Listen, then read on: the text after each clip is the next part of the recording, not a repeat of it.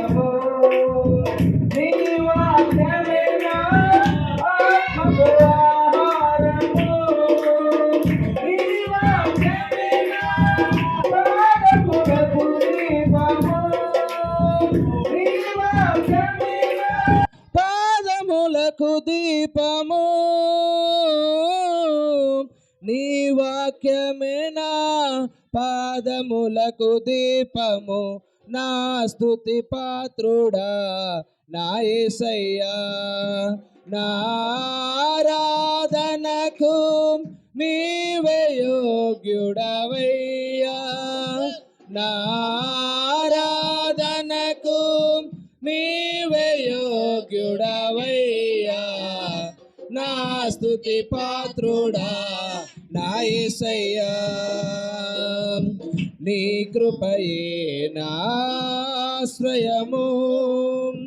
నీ కృపయే నా ఆత్మకు అభిషేకము. నీ కృపయే నా ఆశ్రయము. నీ కృపయే నా ఆత్మకు అభిషేకము. నీ కృపయే నా జీవనాధారము. నీ కృపయే నా జీవనాధారము. నీ కృపయే నా జీవనాధారము. నా స్తుతి పాత్రుడా నా యేసయ్యా. నా ఆరాధనకు నీవే యోగ్యుడవయ్యా. నా ఆరాధనకు నీవే యోగ్యుడవయ్యా. నా స్తుతి పాత్రుడా నా యేసయ్యా. నీ సౌందర్యము యెరూషలేము. నీ పరిపూర్ణత సియోను శిఖరము. నీ సౌందర్యము యెరూషలేము. నీ పరిపూర్ణత సియోను శిఖరము. నీ పరిపూర్ణత నా జీవిత గమ్యము. నీ పరిపూర్ణత నా జీవిత గమ్యము. నీ పరిపూర్ణత నా జీవిత గమ్యము. నా స్తుతి పాత్రుడా నా యేసయ్యా. నా ఆరాధనకు నీవే యోగ్యుడవయ్యా. నా ఆరాధనకు నీవే యోగ్యుడవయ్యా. నా స్తుతి పాత్రుడా నా యేసయ్యా. యేసయ్యా నా యేసయ్యా. యేసయ్యా నా యేసయ్యా. యేసయ్యా నా యేసయ్యా. యేసయ్యా నా యేసయ్యా. నీవే నీవే నా ఆరాధన. నీవే నీవే నా ఆనందము. యేసు నీవే నీవే నా ఆరాధన. నీవే నీవే నా ఆశ్రయము. యేసు నీవే నీవే నా ఆరాధన. నీవే నీవే నా ఆశ్రయము. యేసు నీవే నీవే నా ఆరాధన. నీవే నీవే నా ఆనందము. యేసయ్యా నా యేసయ్యా. యేసయ్యా నా యేసయ్యా. ఆమేన్. యేసయ్యా నా యేసయ్యా. యేసయ్యా నా యేసయ్యా. నా స్తుతి పాత్రుడా నా యేసయ్యా. నా ఆరాధనకు నీవే యోగ్యుడవయ్యా. నా ఆరాధనకు నీవే యోగ్యుడవయ్యా, నా స్తుతి పాత్రుడా నా యేసయ్యా. పరిశుద్ధుడా, ప్రేమ కలిగిన యేసయ్యా, సర్వోన్నతుడైన తండ్రి, ప్రేమ రక్షకుడమైన దేవా, నీకు వందనములు, స్తోత్రములు, స్తోత్రములు. ఆకాశము నా సింహాసనము, భూమి నా పాదపీఠమని సెలవిచ్చిన దేవా, నీకు వందనములు, స్తోత్రములు, స్తోత్రములు నాయన. అయా, నీ యొక్క పాద సన్నిధిలో మేమందరం నిన్ను స్తుతించడానికి, నిన్ను మహిమపరచడానికి ప్రభా, అదిగోతని మమ్మల్ని చేర్కూర్చినందులకై మీకు వందనములు, స్తోత్రములు, స్తోత్రములు నాయన. సర్వశక్తిమంతుడైన తండ్రి, నీకు స్తోత్రము నాయన. అయా, నీ యొక్క కృపను బట్టి, నీ యొక్క మహిమను బట్టి, నీ యొక్క కరుణను బట్టి, నీ యొక్క జాలిని బట్టి ప్రభు, మమ్మల్ని అందరూ నీ బిడ్డలుగా అదుగుతండి, నీ కుమారులుగా ఏర్పాటు చేసుకున్నందులకై మీకు వందనములు, స్తోత్రములు, స్తోత్రములు రాజా. అయా, ఇక సమయంలోనైనా ఈ ప్రభు దినంలో అయా మేము నీ సన్నిధానంలో గడపడానికి మాకు ఇచ్చినటువంటి ఒక గొప్ప ధన్యతను బట్టి మీకు వందనములు, స్తోత్రములు, స్తోత్రములు, స్తోత్రములు దేవా. అయా తండ్రి నాయన, ఈ యొక్క అదుగుతండి స్థితిని ఇదిగోతండి పొందలేక అనేక మంది లోకంలో నశించినప్పటికీ ప్రభు, నీ యొక్క అమూల్యమైనటువంటి రక్తము చేత మమ్మల్ని విమోచించి, నీ యొక్క అమూల్యమైనటువంటి రక్తముతో మమ్మల్ని కడిగి పరిశుద్ధులుగా అదుగుతండి నీ సన్నిధానంలో నిలవబెట్టుకున్నందులకై మీకు వందనములు, స్తోత్రములు తండ్రి. ప్రభు అనైనా నీ యొక్క అదుగుతండి నైనా సన్నిధానంలో ఏదో ఉత్సాహముతో ప్రభు వారి యొక్క స్వరమును ఉపయోగించి రెండు చేతులను జోడించి చప్పట్లతోనూ ప్రభు సంగీతములతోనూ నిన్ను స్తుతిస్తున్నటువంటి ప్రతి ఒక్క బిడ్డ యొక్క ఆరాధనను మీరు స్వీకరించబోతున్నందులకై మీకు వందనములు, స్తోత్రములు ప్రభు. అయా, మా యొక్క స్తుతుల మీద ఆసీనుడై ఉండమని వేడుకొనుచున్నాను ప్రభు. నీవు మా జీవితంలో చేసినటువంటి గొప్ప అద్భుత కార్యములను బట్టి మీకు వందనములు, స్తోత్రములు చెల్లిస్తూ ఉన్నాము తండ్రి నాయన. అయ్యా, అదుగుతున్న ఇట్టి మేలు అయ్యా అదుగుతున్న మాకు దయచేస్తున్నందులకై మీకు వందనములు, స్తోత్రములు నాయన.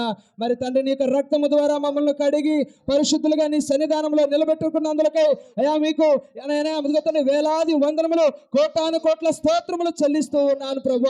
ఇంత గొప్పగా అదుగుతున్న మమ్మల్ని అదుగుతున్న మీరు నడిపించుకున్నందులకు మీకు స్తోత్రం. అయ్యా, అదుగుతున్న నీకు ఏమి చెల్లింతును ప్రభు. అయ్యా, అదుగుతున్న విరిగి నలిగిన మనస్సుతో అయ్యా నిన్ను స్తుతించిన ఎడల ఇదిగోతన మీరు ఇదిగోతన మమ్మల్ని ఇదిగోతన అంగీకరిస్తారనేటువంటి నమ్మకంతో మిమ్మల్ని స్తుతిస్తూ ఉన్నాము. నీ కృపతో నింపండి అయ్యా, అదుగుతండి ప్రతి ఒక్క సమయంలో నీ యొక్క పరిశుద్ధాత్మ శక్తితో ప్రతి ఒక్క మనస్సును, ప్రతి ఒక్క హృదయమును మీరు దర్శించబోతున్నందులకై మీకు వందనములు, స్తోత్రములు. నీ యొక్క పరిశుద్ధాత్మ శక్తిని నీ యొక్క మందిర ఆవరణంలో ఉంచబోతున్నందుకు మీకు వందనములు, స్తోత్రములు ప్రభువా. నీ పరిశుద్ధతల కాపులలో ఉంచబోతున్నందుకు వందనాలు, స్తోత్రాలు తండ్రి. ప్రతి ఒక్క హృదయంలో నీకు వాక్యపు వెలుగు ప్రకాశింప చేయండి.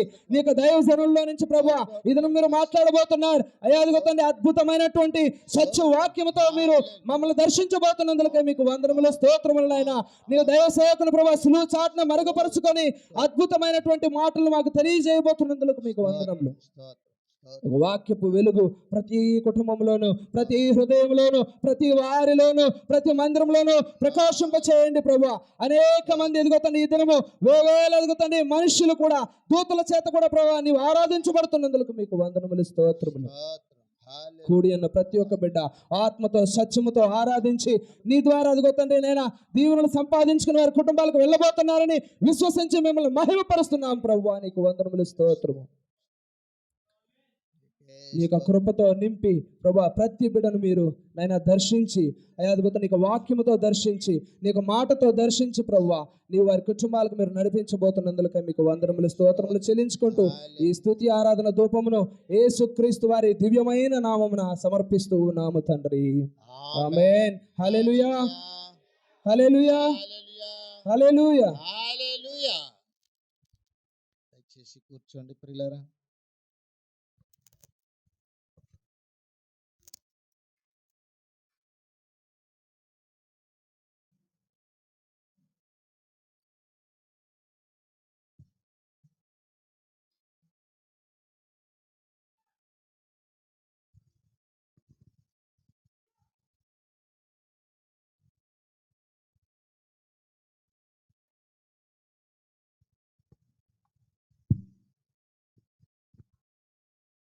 పరిశుద్ధ గ్రంథము నుండి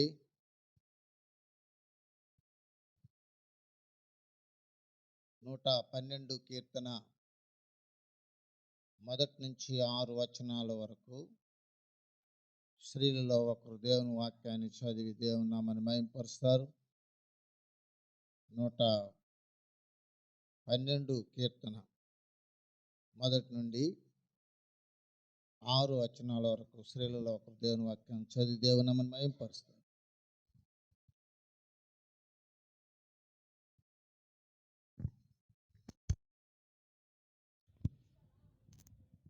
క్రీస్తునామములో మీ అందరికీ వందనాలు.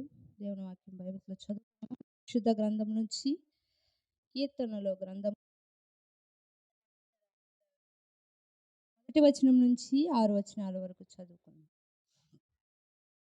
యెహోవాను స్తుతించుడి, యెహోవా యందు భయభక్తులు గలవాడు, ఆయన ఆజ్ఞను బట్టి అధికంగా ఆనందించువాడు ధన్యుడు.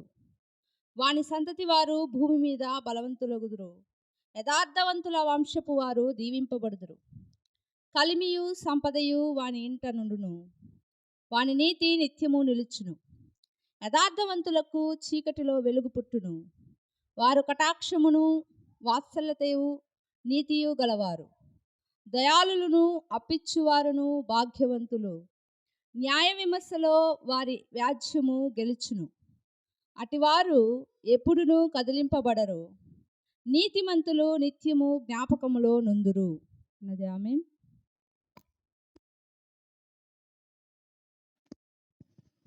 అలాగే క్రొత్త నిబంధన గ్రంథం లూకాసు వార్త 16వ అధ్యాయము మొదటి నుండి, లూకాసు వార్త 16వ అధ్యాయము మొదటి నుండి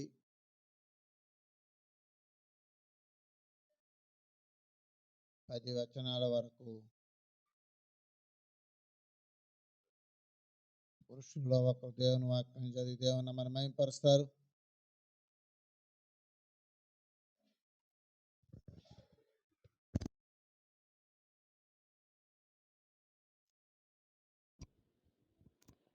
దేవుని నామానికి మహిమ కలుగును గాక. పరిశుద్ధ గ్రంథం నుంచి దేవుని వాక్యాన్ని చదువుకుందాం. లూకాసు వార్త 16వ అధ్యాయము 1 వచనం నుంచి 10 వచనముల వరకు. మరియు ఆయన తన శిష్యులతో ఇట్లనెను, ఒక ధనవంతుని యొద్ద ఒక గృహ నిర్వాహకుడుండెను.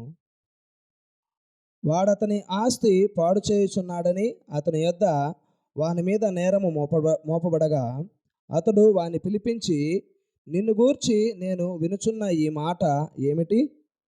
నీ గృహ నిర్వాహకత్వపు లెక్క అప్పగించుము. నీవు ఇక మీదట గృహ నిర్వాహకుడవై ఉండవల్ల కాదని వానితో చెప్పాను. ఆ గృహ నిర్వాహకుడు తనలో తాను, నా యజమానుడు ఈ గృహ నిర్వాహకత్వపు పనిలో నుండి నన్ను తీసివేయును గనుక నేనేమి చేతును? త్రవ్వలేను, భిక్షమెత్తి సిగ్గుపడుచున్నాను.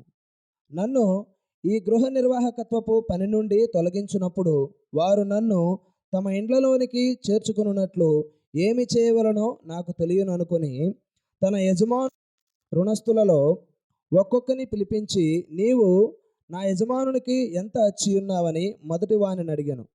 వాడు 100 మణుగుల నూనె అని చెప్పగా, నీవు నీ చీటీ తీసుకొని త్వరగా కూర్చుండి 70 మణుగులని వ్రాసుకొమ్మని వానితో చెప్పాను.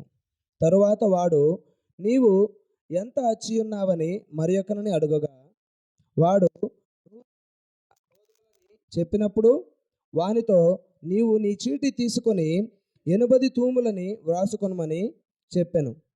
అన్యాయస్తుడైన ఆ గృహ నిర్వాహకుడు యుక్తిగా నడుచుకొనినని వాని యజమానుడు వాని మెచ్చుకొనెను. వెలుగు సంబంధుల కంటే ఈ లోక సంబంధులు తమ తరమును బట్టి చూడగా యుక్తిపరులై ఉన్నారు. అన్యాయపు సిరి వలన మీకు స్నేహితులను సంపాదించుకొనుడి. ఎందుకనగా ఆ సిరి మిమ్మును వదిలిపోవునప్పుడు వారు నిత్యమైన నివాసములలో మిమ్మును చేర్చుకుందరని మీతో చెప్పుచున్నాను. మిక్కిలి కొంచెములో నమ్మకముగా ఉండువాడు ఎక్కువలోనూ నమ్మకముగా ఉండును. మిక్కిలి కొంచెములో అన్యాయముగా ఉండువాడు ఎక్కువలోనూ అన్యాయముగా ఉండును అన్నది. ఆమేన్.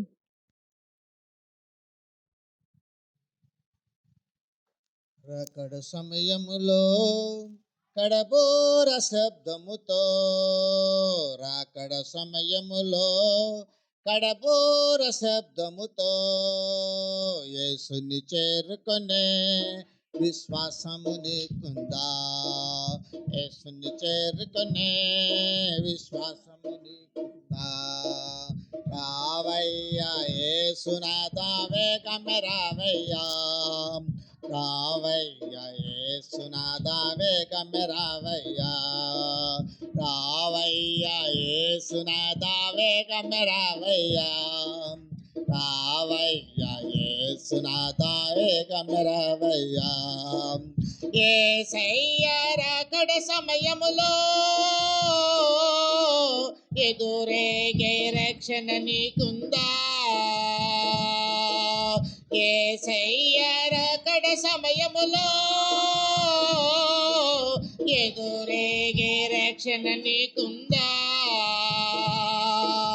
లోకాశలపై విజయము నీకుందా?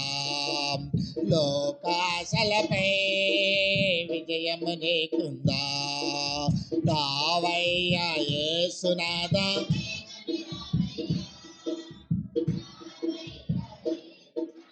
వేగమే రావయ్యా, రావయ్యా యేసునాథా,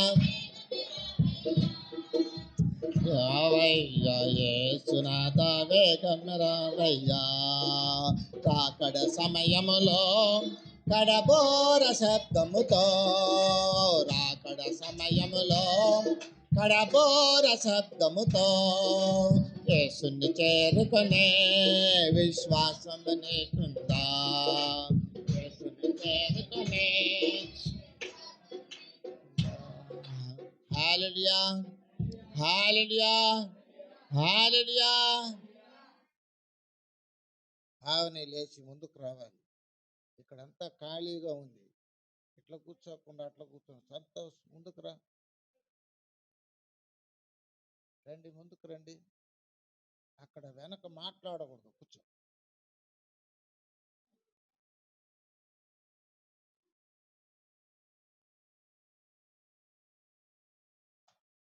మనం ఇక్కడ మాట్లాడుకోవడానికి రావడంలా, దేవుని మాటలు వినడానికి వచ్చాం.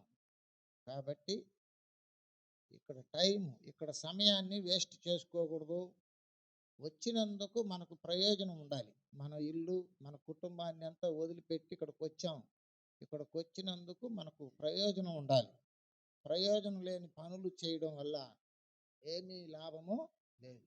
కాబట్టి పాటలు పాడడం, ఆరాధన చేయడం, దేవుని నామాన్ని మహిమపరచడం, వాక్యం చదవడం, ఇలాంటివన్నీ కూడా మనం చేసుకుంటూ ఉన్నట్లయితే మనకు దేవుని యందలి విశ్వాసం కలగడం జరుగుతుంది. హల్లెలూయా. మనం గంటన్నర ఉండబోతున్నాము. తర్వాత మన ఇళ్ళకి వెళ్ళిపోబోతున్నాం. ఈ గంటన్నర 2 గంటలు వాటితో మనము చాలా మేలులు పొందాలి.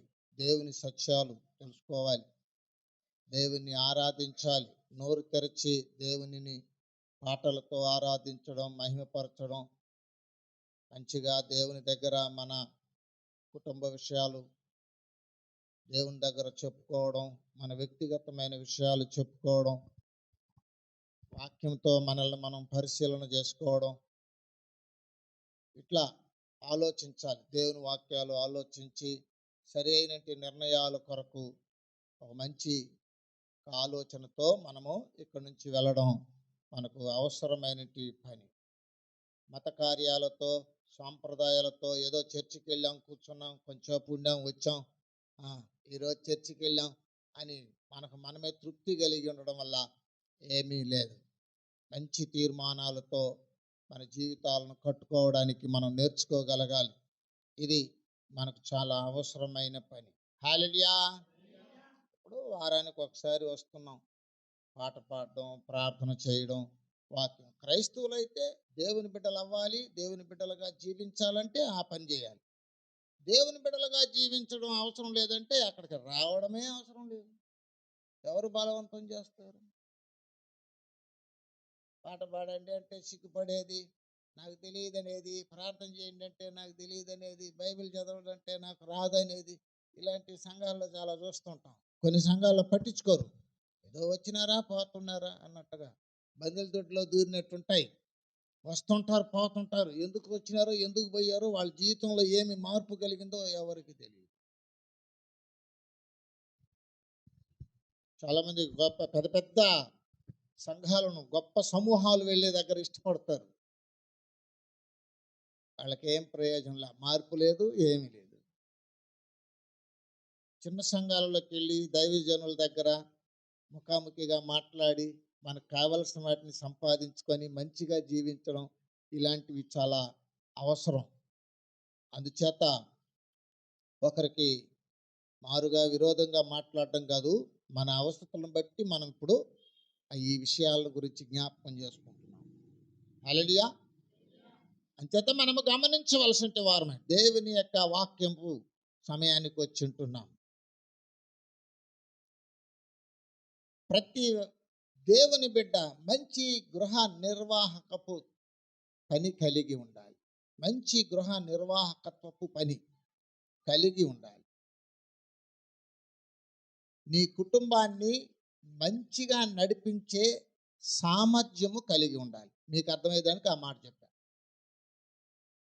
యేసు ప్రభువారు లూకా సువార్త 16వ అధ్యాయములో ఒక గృహ నిర్వాహకపు పని కలిగిన వ్యక్తితో మాట్లాడుతున్నటి విషయాలు ఇక్కడ ఉన్నాయి. మనము ఆ చరిత్రలో ఇప్పుడు మనము ఆ వాక్యంలోకి వెళ్ళడంలో అందులోంచి ఒక పదాన్ని తీసుకుంటున్నాం. గృహ నిర్వాహకత్వపు పని చక్కగా కలిగి ఉన్నావా? నీ కుటుంబాన్ని నీవు మెయింటైన్ చేసే విషయంలో దేవుడు కోరిన విధముగా నీవు మెయింటైన్ చేయగలుగుతున్నావా?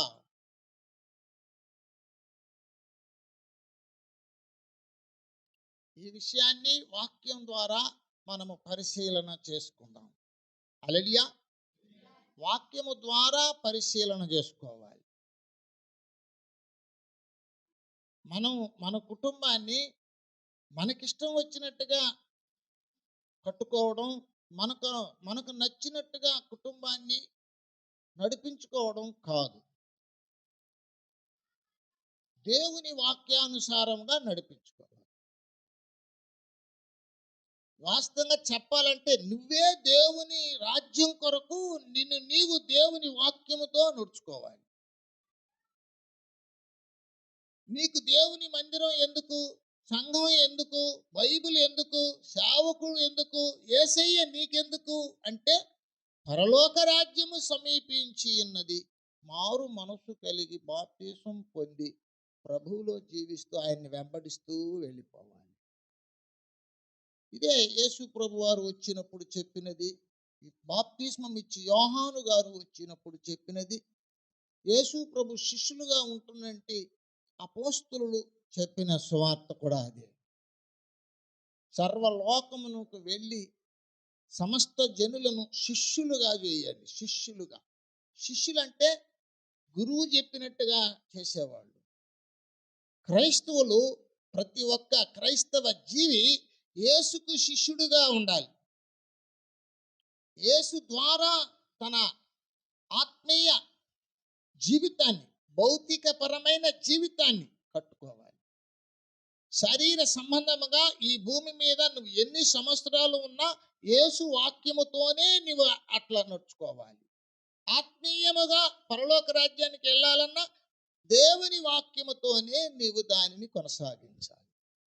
వాక్యము లేకుండా ఏది చేసినా నీకు ఈ భూమి మీద దేవునికి సంబంధించింది ఏది వర్తించదు, పొందలేవు. సామాన్యముగా భూమి మీద ఉంటావు. గాలి, నీరు, ఆహారము, సూర్యరశ్మి, చీకటి, వెలుతురు, ఇటువంటి వాటిని అందరికీ ఇచ్చినట్టుగా నీకు కూడా ఇస్తాడు, బ్రతుకుతావు. కానీ రక్షణ, నెమ్మది, సమాధానము, ఆశీర్వాదము, పరలోక రాజ్యము ఇటువంటివి నీకు రావు. అయితే ఈ జనాలలో నుంచి సామాన్యమైన సహకారం కాకుండా ప్రత్యేకమైన రీతిలో పవిత్రంగా జీవించడానికి, దేవుని యొక్క రాజ్యములకు హక్కుదారులుగా ఉండడానికి, మనల్ని తయారు చేయడానికి ఆయన ఇక్కడ పిలిచాడు.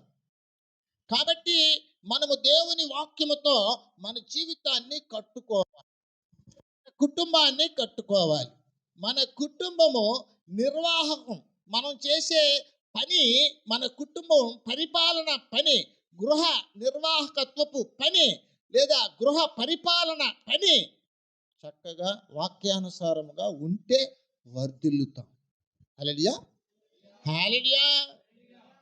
ఎందుకంటే ప్రభు మనల్ని ఏం చెప్తున్నాడంటే, ఆయన పిలిచాడు, మనల్ని ఇక్కడ పెట్టాడు. ఇదిగో నేను త్వరగా వస్తాను, మీ కొరకు పరలోకంలో బంగారు పట్టణములో మీకొక గృహం ఏర్పాటు చేసి వచ్చి మిమ్మల్ని తీసుకొని వెళ్ళి అక్కడ పెడతాను అని చెప్పి వెళ్ళి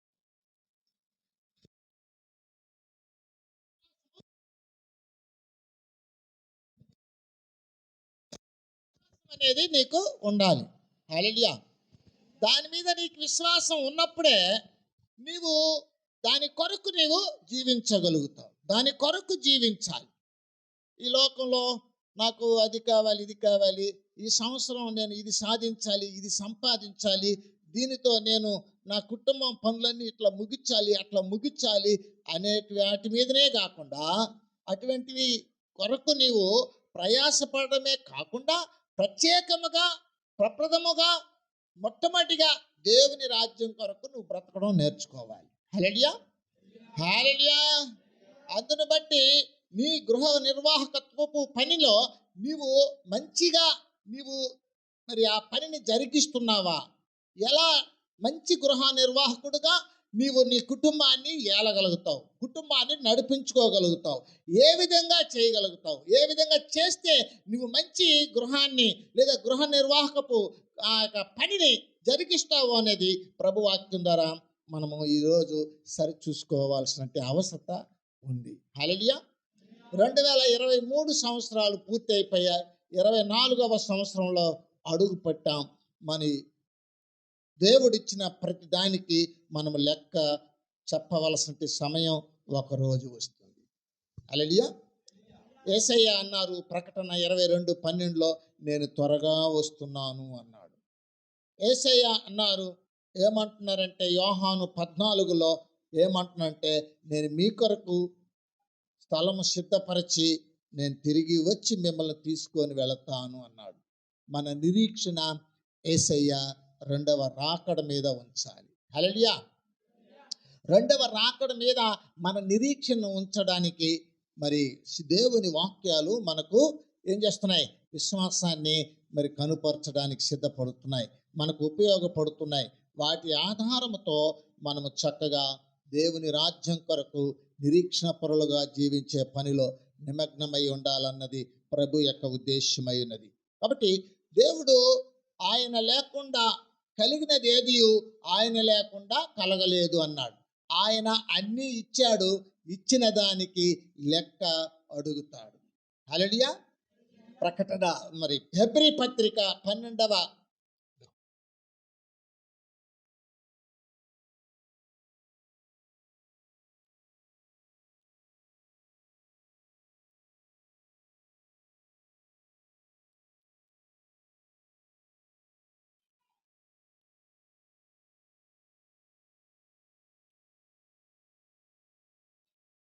హెబ్రీ 4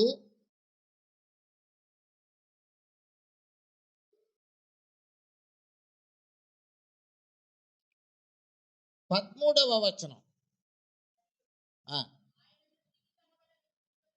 ఆయన దృష్టికి కనబడని సృష్టము ఏదీ లేదు, మనము ఎవరికి లెక్క ఒప్పజెప్పవలెనో ఆ దేవుని కన్నులకు సమస్తమును మరుగులేక తేటగా ఉన్నది. హల్లెలూయా, హల్లెలూయా. దేవునికి లెక్క ఒప్పజెప్పవలసిన సమయము ఒకటి ఉన్నది. ఇది గుర్తు చేస్తుంది. ఆయన రాబోతున్నాడు, వచ్చినప్పుడు నీ లెక్క చూస్తాడు. నీ లెక్క చూసిన తర్వాత నిన్ను పైకి పంపించాలనా లేదా కిందకి పంపించాలనా తీర్మానం జరుగుతుంది. మంచివైనను సరే చెడ్డవైనను సరే అది దేవుని క్రీస్తు న్యాయపీఠము ఎదుట మనము ప్రత్యక్షము కావలయను అని వాక్యాలు కూడా చెప్పబడుతుంది. 2 కొరింథీ 5:10 అలాగున చెప్పడాన్ని మనం చూస్తున్నాం. వీటన్నిటిని మనము దృష్టి ఉంచి మనం ఏం చేయాలంటే మంచి గృహ నిర్వాహక పరిపాలన పనిని మనము జరిగించుకోవాలి. మన కుటుంబం మెయింటెనెన్స్ని మనం జాగ్రత్తగా వాక్యానుసారమైన రీతిలో మనము మరి సిద్ధపడవలసిన అవసరం ఉంది. యేసు ప్రభువారు తన పరిచర్యలో మత్తయి సువార్త 6వ అధ్యాయము 34వ వచనములో ఆయన అంటున్నాడు, రేపటిని గూర్చి చింతింపకుడి అని ప్రభువు చెప్పినాడు, కానీ మరి సిద్ధపడవద్దని చెప్పలేదు. చింతింపకుడి అన్నాడు, కానీ దేవుని రాజ్యం కొరకు సిద్ధపడవద్దని చెప్పలేదు ఆయన. సిద్ధపడాలి, మనము సిద్ధపడాలి. మనము ప్రతి విషయంలో సిద్ధపడి చేయాలి. హల్లెలూయా. సిద్ధపాటు అనేది చాలా చాలా అవసరమైన పని. నీ మనసులో ఓ సిద్ధపడే ఒక అనుభవము కలిగి ఉండాలి. ఈ పని ఇలా చెయ్యాలి, సిద్ధపడ్డాం. ఆలోచనలో కూడా నీవు ఓ మంచి తీర్మానం, సిద్ధపడ్డాం. ఈ పని ఇలా చేయాలి, ఈ పని ఇలా చేయాలి, ఇది ఇలా చేయాలి, ప్రభు ఇలా చెప్పారు, ప్రభు ఇలా సంఘంలో మనతో మాట్లాడారు, మనం ఇలా చేయాలి, మనం ఇలా చేయాలి. సిద్ధపడకుండా ఏదేదో చేయాలనుకుంటే చేసిన పని పాడైపోవడం జరుగుతుంది. అలా దేవుడు మనకిచ్చినట్టు ఆ కుటుంబాన్ని మనము మంచి సిద్ధ మనసుతో దానిని కట్టుకోవాలి. జ్ఞానవంతురాలు ఇల్లు కట్టుకొను 3 రాలు తన చేతులతో తన ఇంటిని ఊడబెరుక్కును. జీవితాలను పాడు చేసుకునే వారు చాలామంది ఉంటున్నారు. బాగా ఉన్నట్టుగా అనిపిస్తుంటారు, కానీ ఎప్పుడో దేవునిలో నుంచి పక్కకి వెళ్ళిపోతారు, దేవుని సూత్రంలోంచి పక్కకి వెళ్ళిపోతారు, ఆజ్ఞలోంచి పక్కకి వెళ్ళిపోతారు, వాక్యంలో నుంచి పక్కకి వెళ్ళిపోతుంటారు. లోక సంబంధమైన రీతిలో మరి యొక్క కుటుంబాలను కట్టుకోవడం అలవాటు చేసుకుంటుంటారు. ఇటువంటి వాటికన్నిటి కూడా లెక్క చెప్పవలసిన అవసరం ఉంది. ఈ వాక్యంలో మనం చూసాం, ఒక ఉపమానం చెప్పాడు యేసు ప్రభు వారు 16వ అధ్యాయం లూకా సువార్తలో. ఒక గృహ నిర్వాహకత్వపు పని కలిగిన వ్యక్తిని పిలిచి మళ్ళీ అడగబోతున్నాడని అతను ఏదేదో చేసి ఏం చేస్తున్నాడు, అక్కడ ఉంటున్నట్టు ఆ యొక్క యజమానుడికి లెక్క ఒప్పజెప్పడానికి సిద్ధంగా ఉంటున్నాడు. హల్లెలూయా, హల్లెలూయా. యెషయా గ్రంథము 44వ అధ్యాయము 2వ వచనంలోకి వెళ్దాం.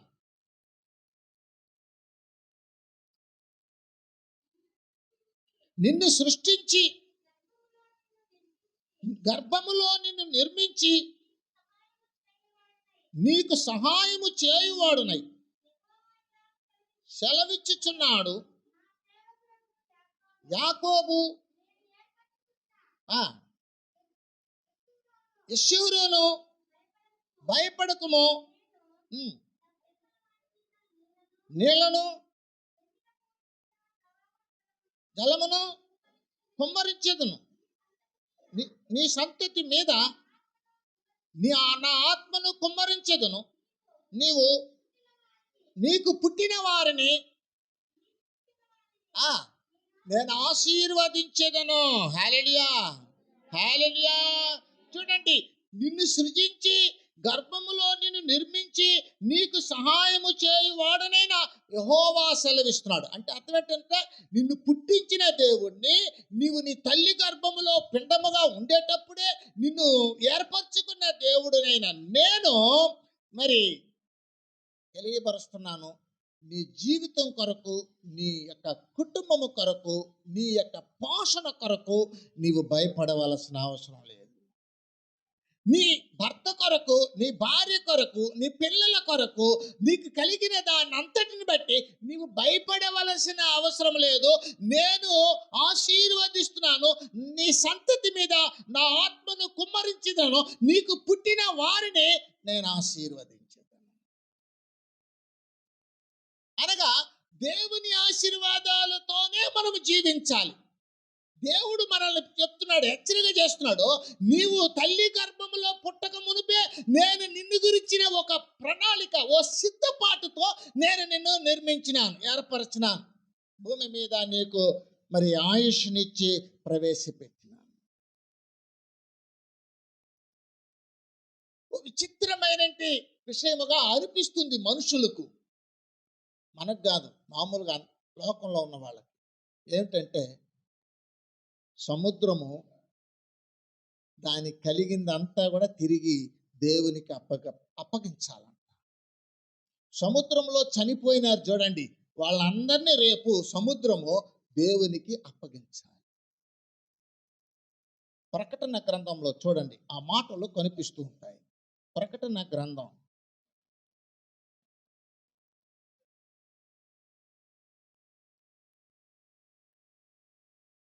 20వ అధ్యాయం 13-14 వచనాలు. సముద్రము మృతులను అప్పగించెను, మరణమును లోకమును మృతులను అప్పగించెను. వారిలో హల్లెలూయా, నువ్వు ఎక్కడైనా మరణించు, ఆ ప్రదేశం వాళ్ళని అప్పగిస్తుంది.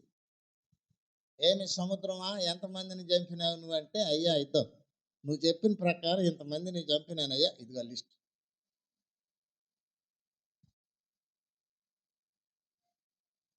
హల్లెలూయా. ఏమి సాతానా, ఏడబోయి తిరిగినావు, ఏమి చేసినావంటే, అయ్యా లోకంలో అట్ట ఇట్ట తిరిగినా, నీకు విరుద్ధంగా ఎవరైనా బ్రతుకుతుంటే నా లెక్కలో వేసుకుందామని తిరిగినానయ్యా, లెక్క చెప్ప. మరి నువ్వు తప్పకుండా లెక్క చెప్పవలసిన ఒక రోజు వస్తుంది. హల్లెలూయా. ఏమైనా అమ్మా నాన్నని ఇచ్చినాను, నువ్వు చెప్పిన మాట విన్నావా అని రేపు అడిగే అవకాశం ఉంది.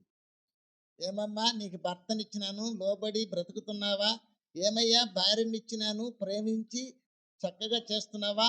తల్లిదండ్రులను గౌరవించినావా? బిడ్డలను ప్రేమించినావా? సహోదర సహోదరి ప్రేమ కలిగి ఉన్నావా?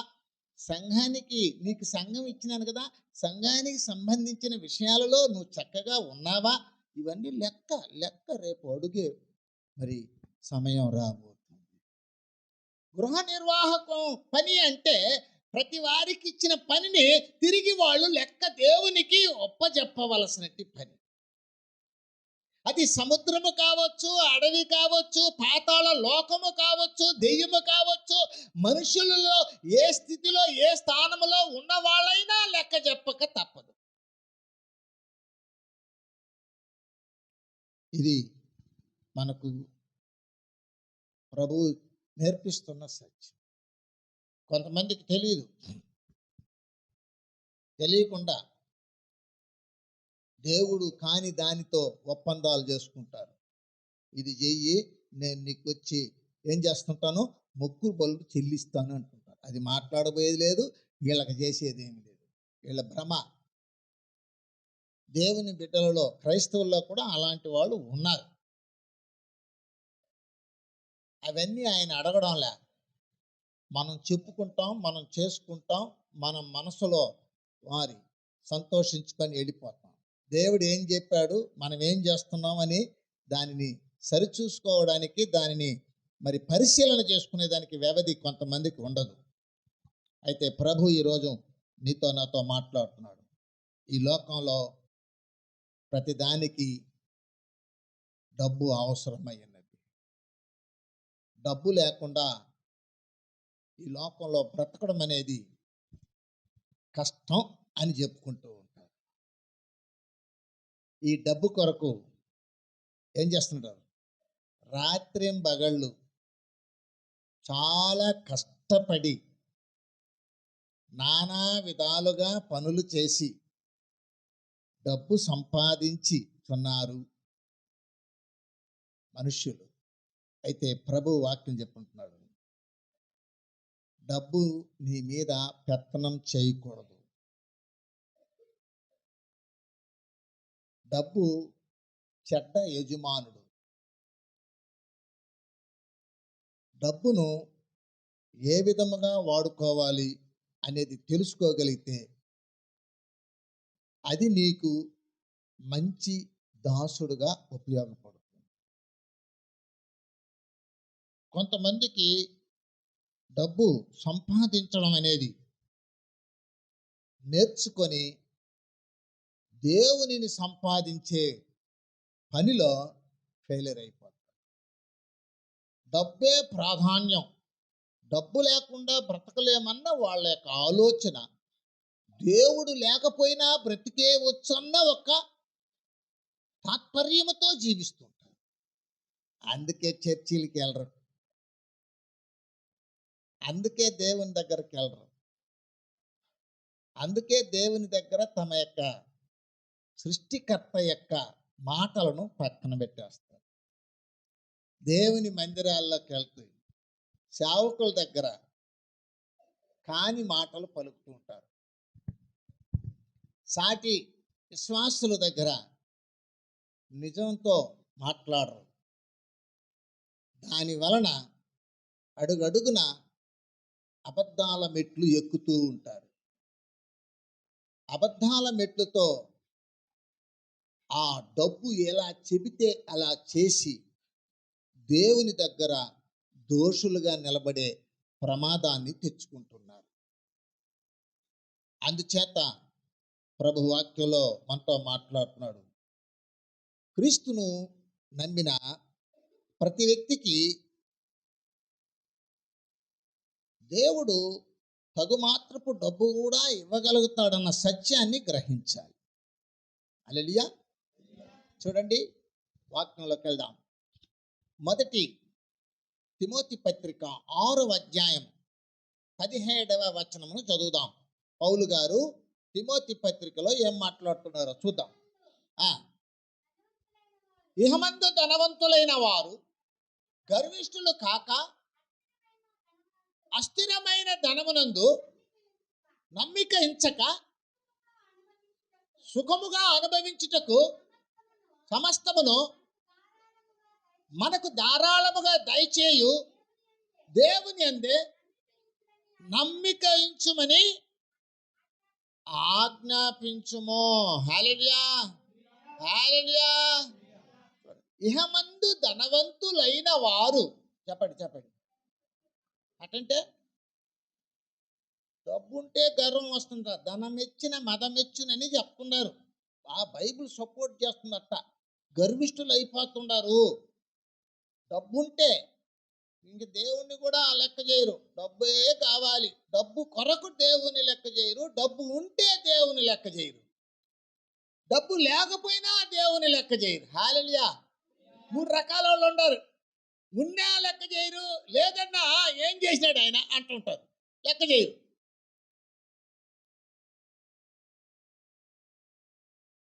దాని కొరకే నేను సంపాదించుకోవద్దా? ఒక ఆయన్ని అడిగినాను కొన్ని సంవత్సరాలకు ముందు, ఏమయ్యా చర్చికి రాలేదు అని అడిగితే, ఏం చేసేది, రెక్కాడితేనే కదా డొక్కాడుతుంది అంటున్నాడు ఆయన. రెక్కలు ఆడితేనే మాకు డొక్కలు ఆడతాయి అంటున్నాడు ఆయన.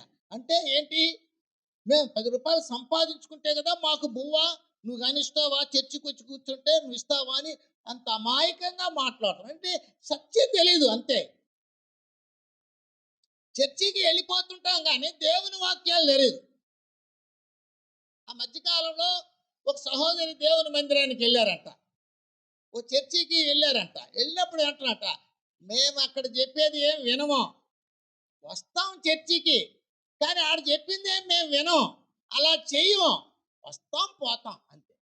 చూడు ఎంత దేవుని, అసలు దేవుడు ఉన్నాడనియు, చూసావా, తన్ను వెదుకు వారికి ఫలము దయచేయి వాడనియు నమ్మడం లేదు.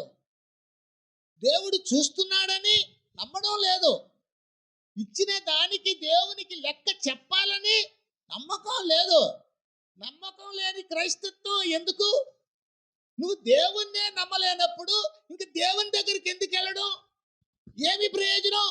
10 మందిని ఏమారుస్తున్నావు, నేను యేసు ప్రభు బిడ్డను అని చెప్పి 10 మందిని ఏమార్చేటి వ్యక్తికి దేవుణ్ణి కూడా ఏమార్చడం లెక్కే లేదు. ఏమార్చేస్తాడు. హల్లెలూయా.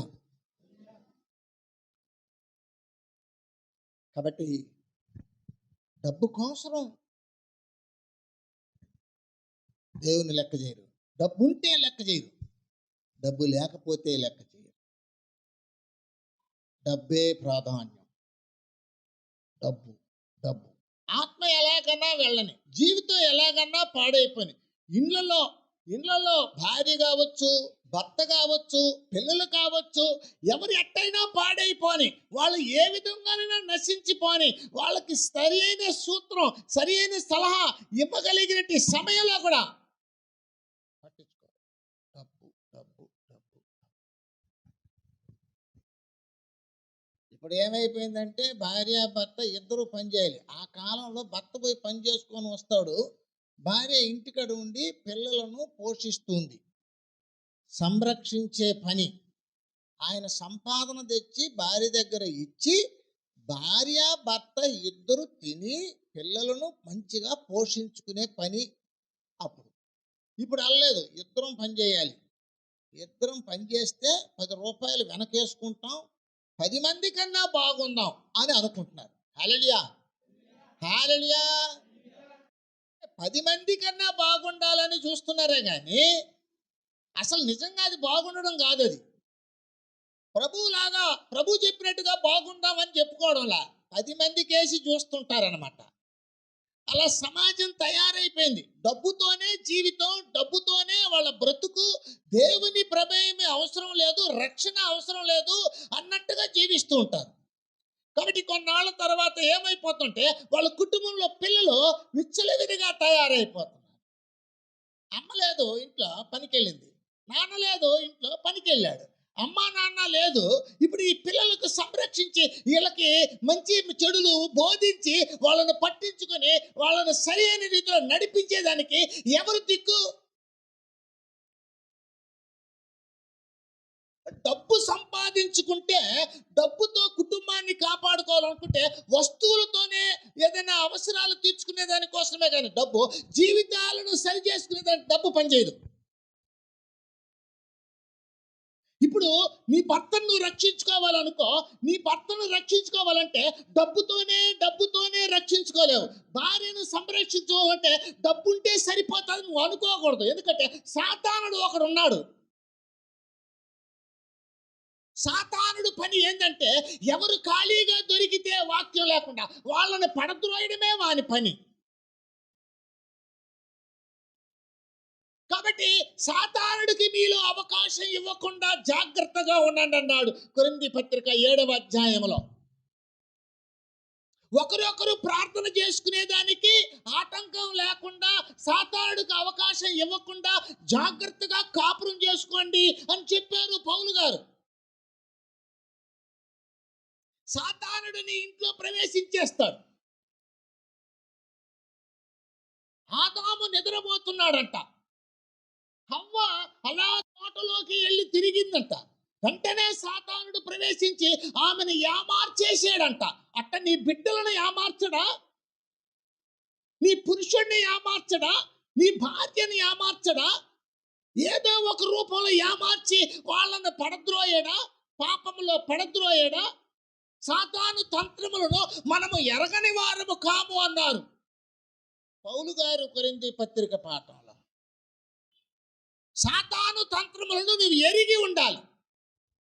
గృహ నిర్వాహకత్వపు పని అంటే ఏదో డబ్బుతోనే దానిని కొనసాగించేంతటి బుద్ధిహీనత చాలా మందిలో కనిపిస్తూ ఉంటుంది. అలా కాదు. గృహ నిర్వాహకపు పనిలో దేవుని సూత్రాన్ని పాటించడం నేర్చుకోవాలి.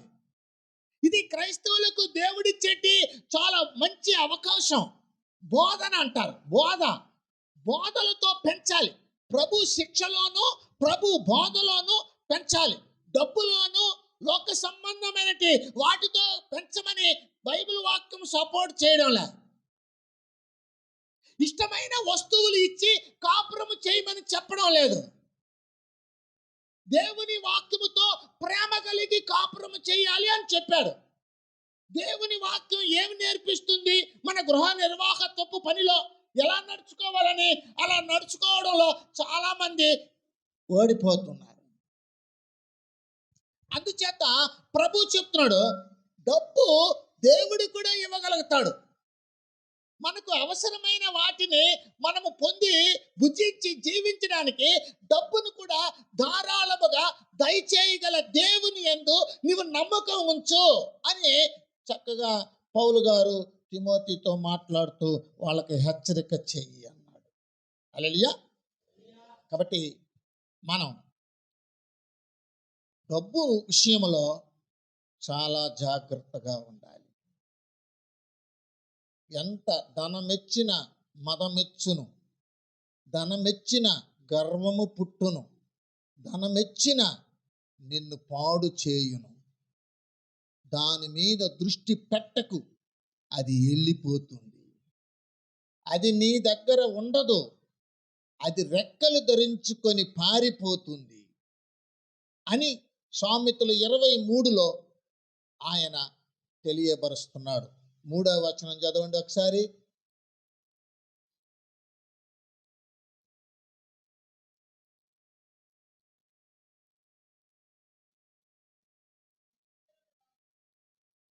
నాలుగవ వచనం. ఐశ్వర్యము పొంద ప్రయాసపడకుము, నీకు అట్టి అభిప్రాయము కలిగినను దానిని విడిచిపెట్టుము. నీవు దాని మీద దృష్టి నిలిపిన తోడనే అది లేకపోవును. హల్లెలూయా, హల్లెలూయా. బాగా గుర్తించాలి ప్రియులారా, లోకంలో బ్రతకాలంటే డబ్బు ఉండాలి అనే దాన్ని పక్కన పెట్టి దేవుడు ఉండాలి అనే దాన్ని హృదయంలో పెట్టుకోవాలి. దేవుడుంటే నీకు ప్రమాదం రాకుండా కాపాడుతాడు. దేవుడుంటే నీకు మరణం రాకుండా నిన్ను కాపాడగలుగుతాడు. దేవుడుంటే నీకు రోగం కూడా వచ్చినా దాంట్లో నుంచి కాపాడుతాడు. అందుకే కదా దేవుని దగ్గరికి వెళ్తున్నది, అక్కడికి వెళ్ళి ప్రార్థన చేసేది. నాకు దెయ్యం పట్టుకునేది, నాకు రోగం వచ్చేసింది, నాకు కష్టాలు వచ్చేసింది. అందుకే మనకు తెలిసి కూడా మనం అక్కడికే వెళ్తున్నాం. కానీ డబ్బు విషయంలోకి వచ్చిపోయే లోపల జారిపోతున్నాం.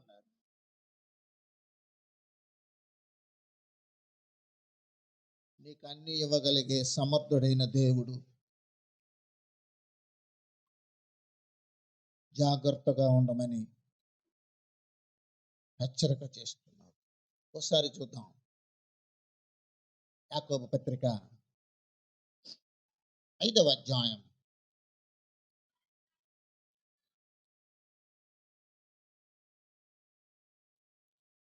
1 నుంచి. ఇదిగో ధనవంతులారా, మీ మీదికి వచ్చడి ఉపద్రవములను గూర్చి ప్రలాపించి ఏడవండి. హల్లెలూయా. ఓరే పిచ్చోడా, డబ్బే ప్రాముఖ్యం అనుకున్నా, రేపు నీ మీదకి వచ్చే ఎల్లవా ఉపద్రవము. ఎటువంటి ఎల్లవా? లోతు కాలంలో వచ్చిందే ఎల్లవా. ఏమిటది? అగ్ని లావా అలాగే పారింది. లోతు ఎందుకు పోయినాడికి? డబ్బు సంపాదించడానికి. డబ్బు లేకపోతే ఎందుకని అబ్రహామును విడిచిపెట్టి వెళ్ళిపోయాడు. ఎంతగా ఏడ్చినాడు. ఏడవడం వస్తుంది. మీ ధనము చెడిపోయెను, మీ వస్త్రములు చిమ్మట కొట్టిన వాయను, మీ బంగారమును మీ వెండి త్రుప్పు పట్టినవి, వాటి త్రుప్పు మీ మీద సాక్ష్యముగా ఉండి అగ్నివలె మీ శరీరములను తినివేయను. అంత్య దినముల యందు ధనము కూర్చుకొంటిరి. హల్లెలూయా, హల్లెలూయా. అంత్య దినములందు తిమోతి పత్రిక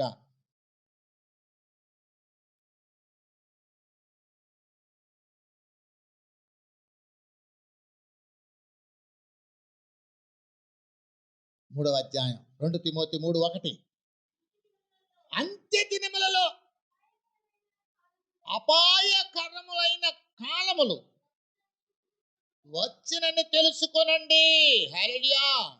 1 పేతురు పత్రిక పాఠము 4వ అధ్యాయము 7వ వచనము చదువుదాం. 1 పేతురు 4:7.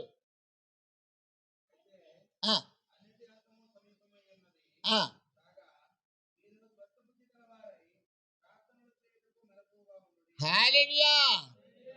అన్నిటి అంతము సమీపిస్తూ వస్తుంది. ఉంది. అన్నిటి అంతం అంటే ఏం తెలిసిన, నీ ఆయుష్ కూడా తగ్గిపోతూ ఉంది అని అర్థం. అన్నిటి అంతం సమీపిస్తూ ఉంది. ఒక్కొక్క సంవత్సరం నీ జీవితంలో వెళ్ళిపోతుంది. జాగ్రత్తగా ఉండాలి. కళ్ళు మూసుకొని బ్రతకూడదు. వేస్ట్ అయిన పనులు చేయకూడదు. ప్రయోజనకరమైనవే చేసుకోవాలి. ఇదే ప్రభువు మనకు నేర్పిస్తున్నాడు. అపాయకరమైన సమయం, అంత్య దినములో డబ్బు కూర్చుకోవడం, అదే కదా అపాయం. అన్నిటి అంతం సమీపించింది, అది నీకు తెలియలేదు. అది అపాయం కదా. దాని కొరకే బ్రతకాలనా? ఏమిటి నీ గోలు? హల్లెలూయా. ఆయన అడిగినాము, ఆయన వచ్చేస్తున్నాడు. ఎడపోయినా ఆయన వచ్చేస్తున్నాడు. ఏం చదువుతా అంటే, నేను డిష్ కాల్ చేస్తాను అందన్నట్టు. కాల్చే పని పెట్టుకున్నా, బ్రతికించే పని నీకు రాదా? రక్షించే పని కోరుకోవాలా, భక్షించే పని కోరుకుంటున్నాడు ఆయన. నేను పోలీస్ అయిపోతా, నేను మిలిటరీ అయిపోతా అంటున్నాడు ఆయన.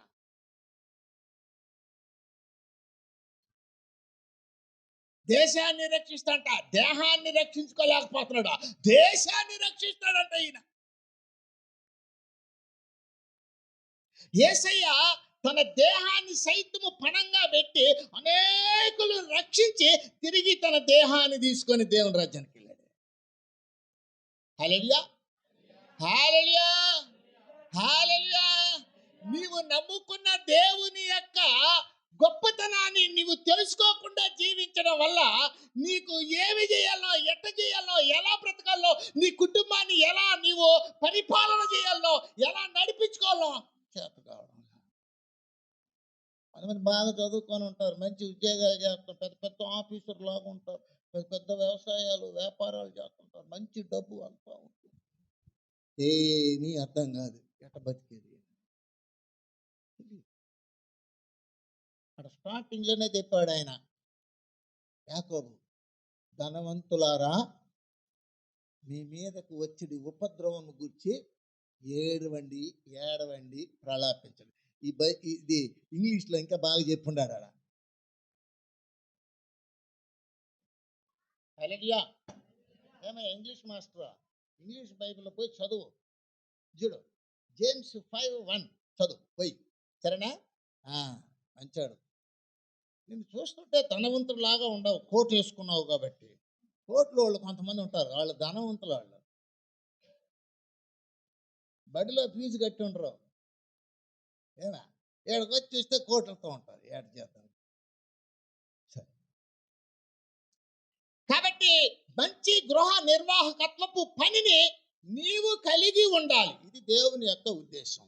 నీ ఫ్యామిలీ మ్యాటర్ గురించి మాట్లాడుతున్నాడు, నీ కుటుంబ పరిపాలన గురించి మాట్లాడుతున్నాడు, నీ ఆర్థిక లావాదేవీల గురించి మాట్లాడుతున్నాడు, నీ యొక్క పరలోక రాజ్యపు ప్రయాణముల గురించి మాట్లాడుతున్నాడు. వీటిల్లో నువ్వు ఎంతవరకు చక్కపరుచుకోగలవు, ఎన్ని సంవత్సరాల నుంచి దేవుని మందిరానికి వెళ్ళావు, ఎన్ని సంవత్సరాల నుంచి నువ్వు ఏమి నేర్చుకున్నావు, ఇప్పుడు ప్రస్తుతం నీ దగ్గర ఉన్నటువంటి ఆత్మీయ జీవితం యొక్క వెయిటేజ్ ఎంత, నీ సంపాదన యొక్క వెయిటేజ్ ఎంత. ఒక ఆయన అంటున్నాడు, నా గోలు నేను కలెక్టర్ అయిపోతే చాలు. ఆయన గోలు అదేనంట, పరలోకం కాదు ఆయన గోలు. పౌలు గారు చెప్తున్నారు, గురి యొద్దకే పరిగెట్టుచున్నాను, వెనక ఉన్న వాటిని మరచి ముందున్న వాటి కొరకు నేను పరిగెత్తున్నా. వెనక ఉన్నది ఏంటంటే మన జీవితాలు మనం సంపాదించి వెనకేసుకునింది. 4 రాళ్ళు వెనకేసి పెట్టాలంట, అది వెనకుండేటివి.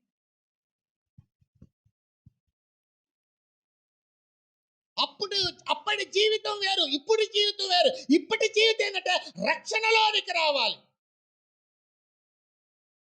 ఆయన వస్తాడు, లెక్క అడుగుతాడు, ఇచ్చిన దానికి నువ్వు లెక్క చెప్పాలి, లేదంటే నిన్ను దండనలోనికి దోసే ప్రమాదం ఉంది. ఇది అపాయకరమైన కాలం, ఇది అంత్య దినాలు. ఈ అంత్య దినాల్లో నువ్వు బ్రతుకుతున్నావు, ఈ నిరీక్షణ లేదంటే నీ క్రైస్తత్వం వేస్ట్. చాలా మంది అంటారు, మా ఇంట్లో పిల్ల కష్టాలుగా ఉండదు, ఏం చేసేది. ఆ దేవుడు కూడా కళ్ళు తెరవలేదట, కళ్ళు తెరవలేదు. కునుకుడు నిద్రపోవడం అంటుంటే కళ్ళు తెరవలేదు అని అబద్ధ సాక్ష్యం చెప్తుంటది. దేవుడు చల్లని సూపు నా మీద ఉండాలనే కానీ ఆయన చల్లగా అంటే వేడిగా పంపిస్తున్నాడు నీ మీదకి.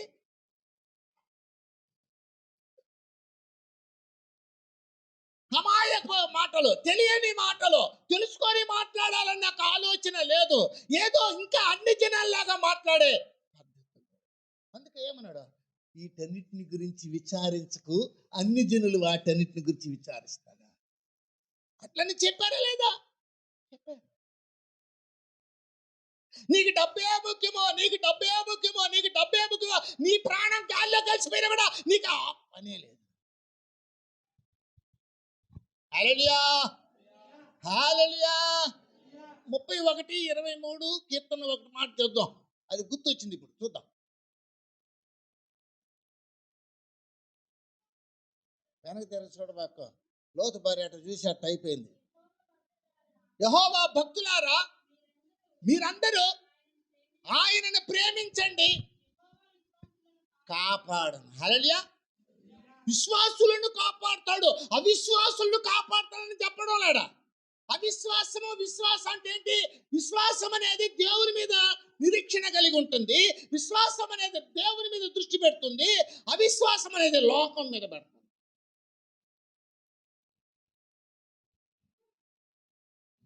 నీ జీవితాన్ని నువ్వు రక్షించుకోవడానికి ప్రయత్నించు.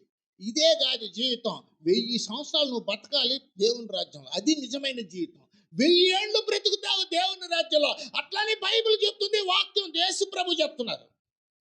1000 ఏళ్ల పరిపాలన రాజ్యంలో నువ్వు ఒక వ్యక్తిగా నిలబడాలంటే ఇక్కడ డబ్బు, లోకము, శరీర కోరికలు ఇటు వాటి మీద దృష్టి పెడితే అక్కడికి వెళ్ళే అవకాశాన్ని కోల్పోయే ప్రమాదం ఉంది. మరి నీ ఇంట్లో వాళ్ళకి ఏమి నేర్పిస్తున్నావో, నీ బిడ్డలకు ఏమి నేర్పిస్తున్నావో, ఏమి నేర్పిస్తున్నావో, డబ్బు ఖర్చు పెట్టడం విధానమును నేర్పించడం కాదు జ్ఞానం. నువ్వు డబ్బు సంపాదించడం కొరకు నీ జీవితాన్ని పాడు చేస్తావు. నువ్వు డబ్బు సంపాదించి పెట్టిన తర్వాత నీ బిడ్డలు దాన్ని పాడు చేస్తావు. నువ్వు సంపాదించిన దానికి వచ్చింది లేదు, నువ్వు నేర్పించిన అలవాట్లు వాళ్ళకి ఉపయోగకరంగా ఉండవు. నీ అలవాట్లు చాలా తప్పుగా కనిపిస్తూ ఉన్నాయి దేవుని దృష్టిలో. నేను ఎవరు తప్పు అనకూడదు అంటే నువ్వు దేవుని వాక్యంతో సరిగ్గా బ్రతకగలిగితే నేను ఎవరు తప్పు అనరు, మెచ్చుకుంటారు. యేసుప్రభు అన్నారు, నేను దండించడానికి రాలా, రక్షించడానికి వచ్చాను. ఇప్పుడు కూడా అదే చేస్తున్నాడు, వాక్యం చెప్పి రక్షించడానికి ప్రయత్నిస్తున్నాడు ఆయన, అంతే. మంచి దేవుడు. హల్లెలూయా.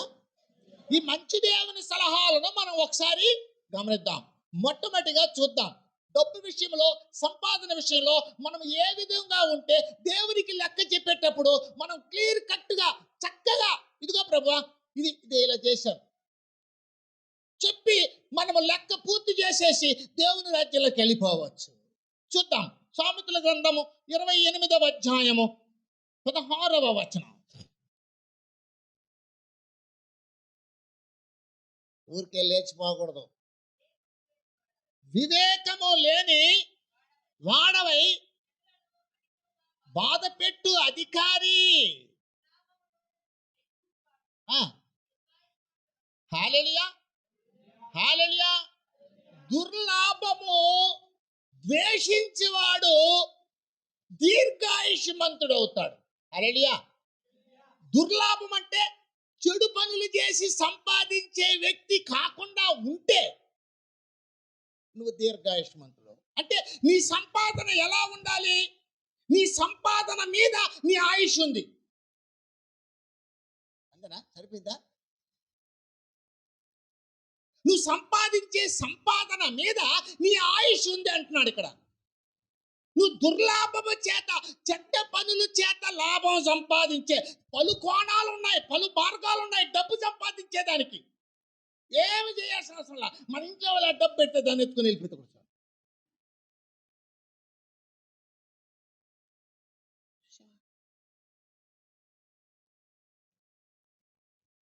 దేవుని బిడ్డలలో అలా ఉండకూడదని ఈ వాక్యం చెప్పారు.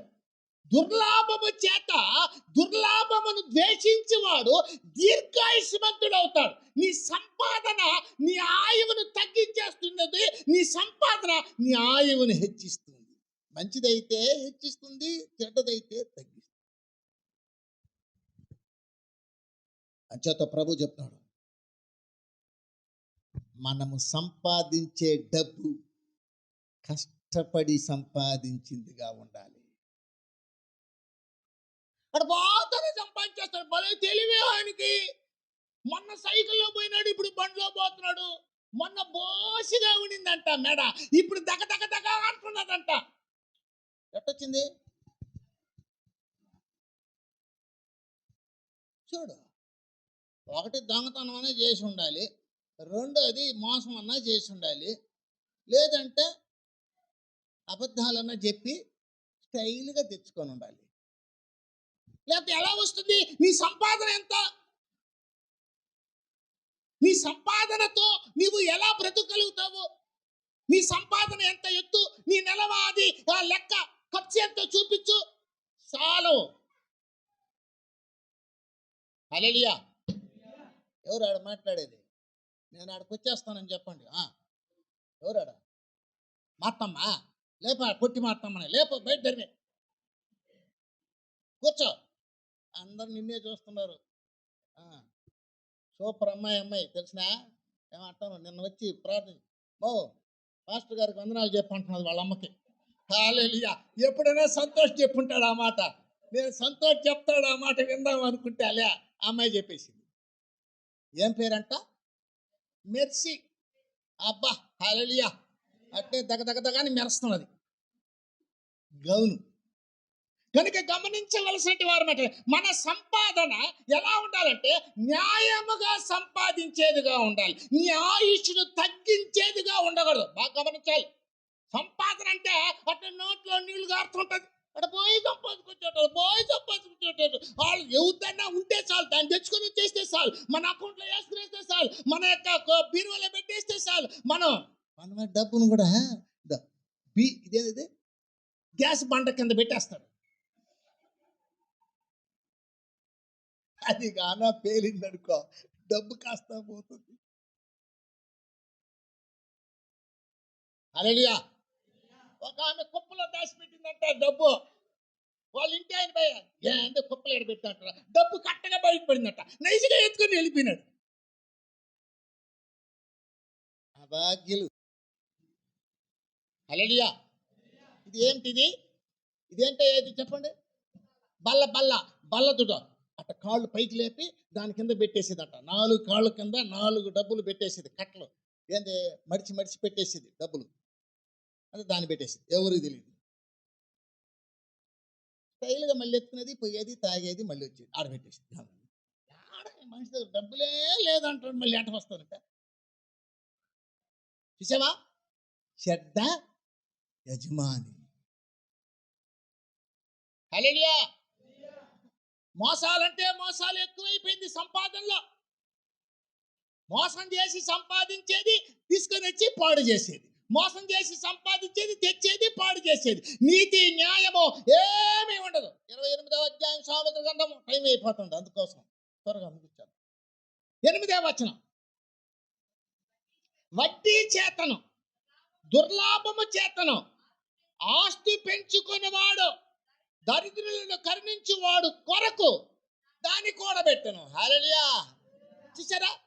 వడ్డీ చేత సంపాదించకూడదు డబ్బు. క్రైస్తవుడు అంటే ఏమనుకున్నావు? నీతి న్యాయములతో బ్రతకవలసిన వాడు. వడ్డీలు తీసుకొని డబ్బేసి డబ్బు సంపాదించదు కదా, పనిచేసి డబ్బు సంపాదించాలి. ఇది లెక్క.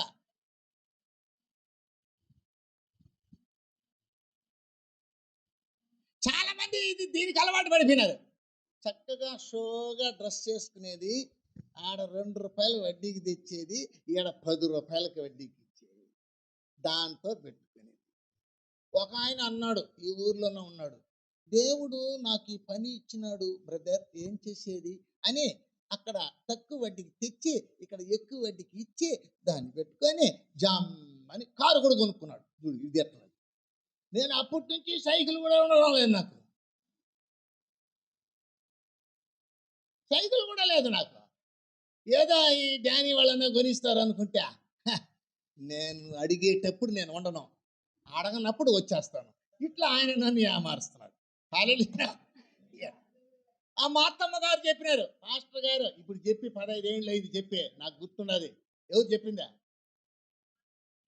మార్తమ్మ చెప్పింది. ఏమన్నా? పాస్టర్ గారు నీకు ఏ కలర్ కావాలన్నా బండి మీద చేయి పెట్టు, నేను ప్రార్థన చేస్తా, బండి వచ్చేస్తుందని.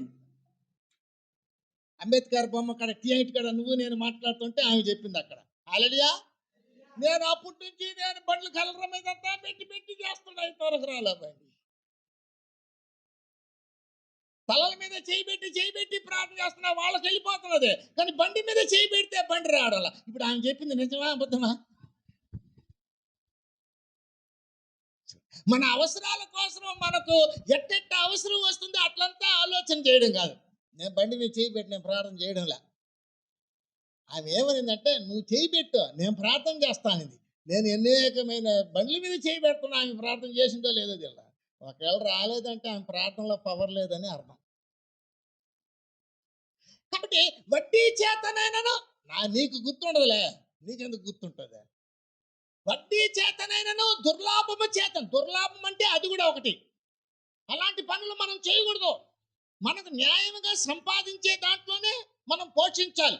మనం పెద్దోళ్ళు కూడా వాళ్ళకి బిడ్డలు ఉండారు, వాళ్ళకు కుటుంబం ఉంది, వాళ్ళు కన్న వాళ్ళు ఉన్నారు, వాళ్ళే పోషించాలి. నువ్వు దానికోసం, ఆ పోషణ కోసం వడ్డీ వ్యాపారాలకు వెళ్ళి ఆయా వ్యాపారం ఈ వ్యాపారం చేసి నీ ఆస్తిని పెంచుకొని నీ ఆయుష్ని తగ్గించుకోకూడదు అంటున్నాడు దేవుడు. నీ ఆయుష్ తగ్గిపోయేదానికి నీ సంపాదనే కారణం అంటున్నాడు ప్రభు. ఇది మనము గుర్తించవలసిన వారమైనాం. వెళ్దాం, చదువుదాం. కాబట్టి దుర్లాభం చేత, మోసం, జూదం. ఏంటి? జూదం కూడా ఆడి దాంట్లో డబ్బు సంపాదించుకొని చేస్తుంటారు. హల్లెలూయా. మధ్యకాలంలో కాటన్, ఏంటంట కాటనో జెర్సీనో టెరీ కాటనో నాకు తెలియదు, కాటన్ అంట, దాంట్లో 10 రూపాయలు రాస్తే 1,00,000 రూపాయలు కొట్టేస్తుందంట. ఇది దుర్లాభమే కదా, అది నీ డబ్బును తినేస్తుంటుంది కదా. చాలా మంది అలా వెళ్ళి తమ సంపాదన అంతా కూడా పోగొట్టుకొని రిక్తులుగా కూర్చునే వాళ్ళు లేకపోలేదు. జూదం అంటారు. దుర్వ్యాపారము వలన, చెడు వ్యాపారాలు అంటే నీకు లాభం వస్తుందంటే నువ్వు ఆన్స్ కూడా అమ్ముతావు, మందు కూడా అమ్ముతావు, సిగరెట్లు కూడా అమ్ముతావు, ఇంకా ప్రాణానికి హాని కలిగేదంతా, జనులకు ప్రాణహాని కలిగేదంతా నీ వ్యాపారంగా మలుచుకొని నువ్వు దాంతో డబ్బు సంపాదించుకొని నువ్వు హ్యాపీగా.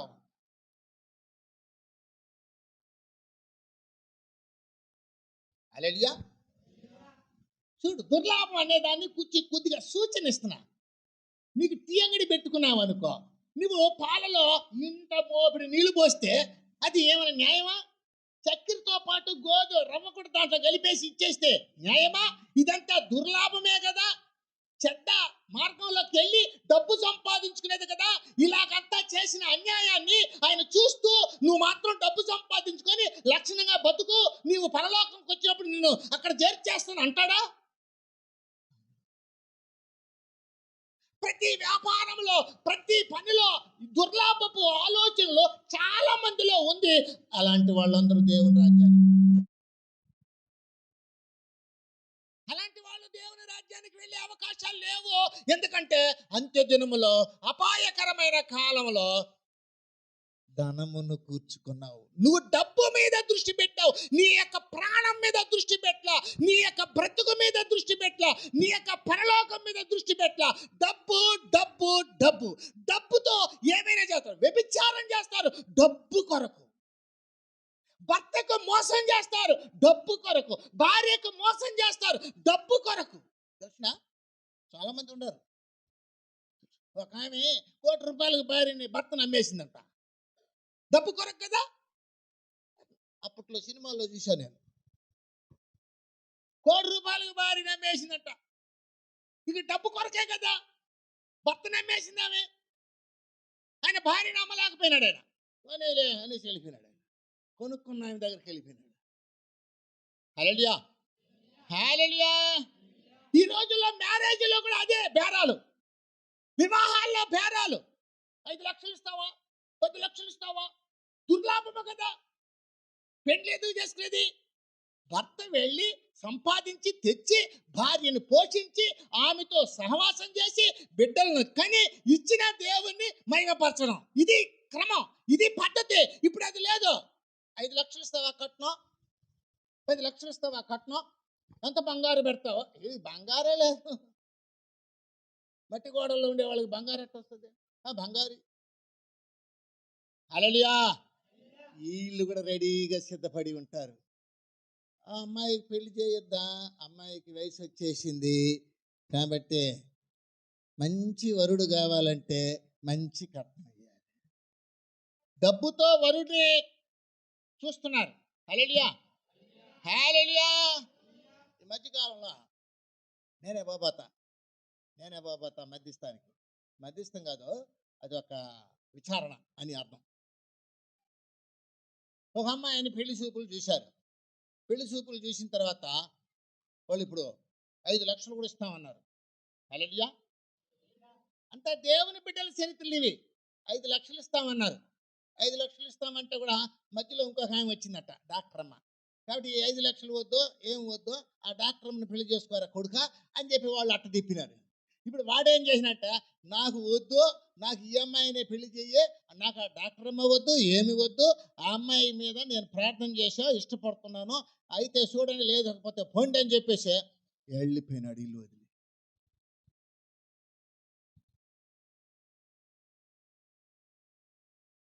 అది మన దగ్గరకే మ్యాటర్ వచ్చినది, ప్రార్థన చేస్తున్నా. హల్లెలూయా, హల్లెలూయా. అంటే వివాహ విషయము దగ్గర నుంచి కూడా దుర్లాభము అపేక్షించేవారు దుర్లాభమును అపేక్షిస్తున్నారు. ఏదో ఒక మార్గంలో డబ్బు చేస్తే చాలు, ఆ డబ్బుతో మనము ఏం చేయటం, చక్కగా ఉండగలుగుతాం. సామెతల గ్రంథం 10వ అధ్యాయం 16వ వచనం.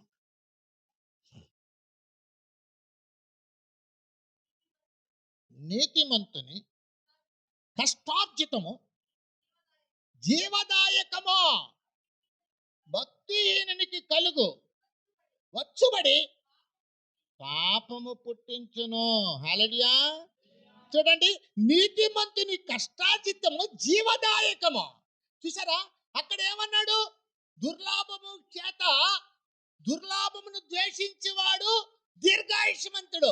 ఇక్కడ ఏమన్నాడు, నీతిమంతుని యొక్క కష్టార్జితము జీవదాయకము. అంటే నీ కష్టార్జితాన్ని మీద నీ యొక్క బ్రతుకు ఆధారపడి ఉంది. అంతేనమ్మా. నువ్వు సంపాదించే సంపాదన మీద నీ యొక్క ఆయుష్ ఉండడమా ఊడిపోవడమా. ఊరకాయ ఇస్తారంటే తీసుకోబాకు. ఎవరైనా రా వాటలకు పోదామంటే అంత వెళ్ళిపోయేసా, బాగా మెక్కేసా, బిల్ నువ్వు కట్టే అని వచ్చేస్తుంది.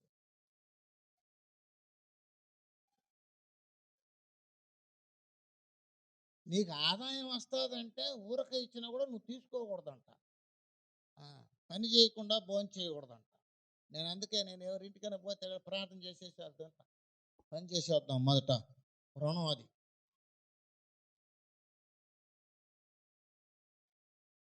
హల్లెలూయా. చాలా మంది పిలుస్తుంటారు, రండి నెల వచ్చిపోండి పాస్టర్ గారు అంటే, నువ్వు మా చర్చికి రావడం లేదు, నేను నీకు వాక్యం చెప్పడంలా, నేను ఎందుకు రావాలి నీ దగ్గర, కానుకల కోసం రావాలి, నాకు అవసరం లేదు. లేదంటే రా మా చర్చికి రా, నేను మీ ఇంటికాడికి వస్తూ పోతాను.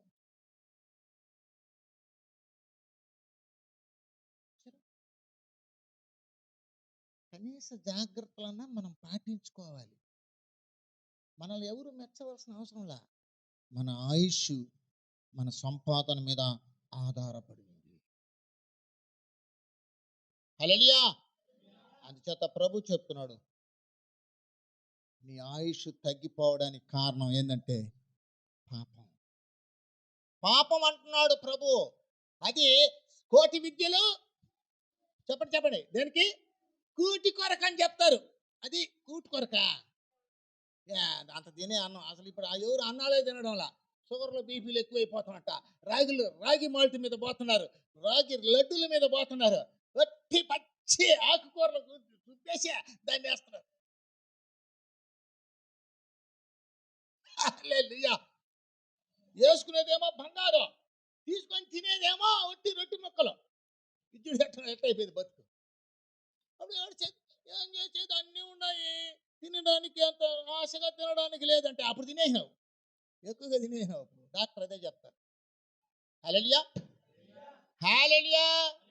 వినండి వినండి, రేపటి పౌరులారా వినండి. కాబట్టి నీ ఆయుష్ తగ్గిపోవడం, నీ ఆయుష్ పెరగడానికి నీ సంపాదనే కారణం అనే విషయాన్ని దేవుడు. రెండవదిగా వెళ్దాం. 55:2 ఏందండి?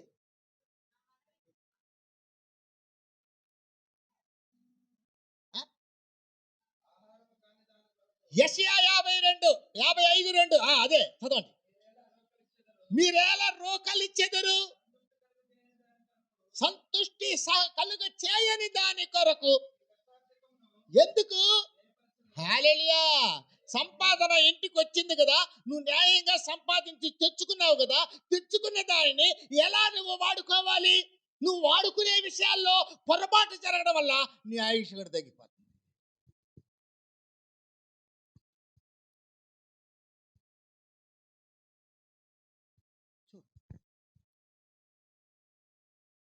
తాగుడుకి, వ్యభిచారాలకి, విగ్రహారాధనలకి, చూసారా, జోదాలకి, వాటికి పెట్టేసి, సాంప్రదాయాలకు పెట్టేసి లాస్ట్లో ఏం లేదు.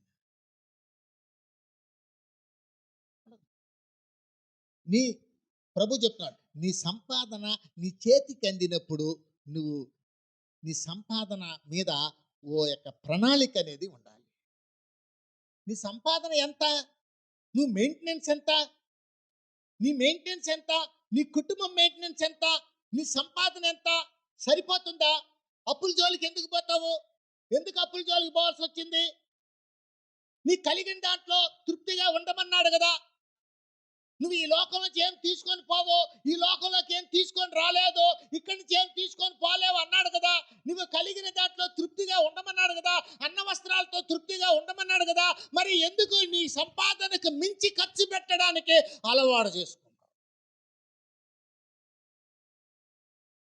అదే ఏమంటున్నాడు ఆయన, సంతుష్టి కలుగ చేయని దాని కొరకు నీ రూకలు ఎందుకు ఖర్చు పెడతావు? హల్లెలూయా.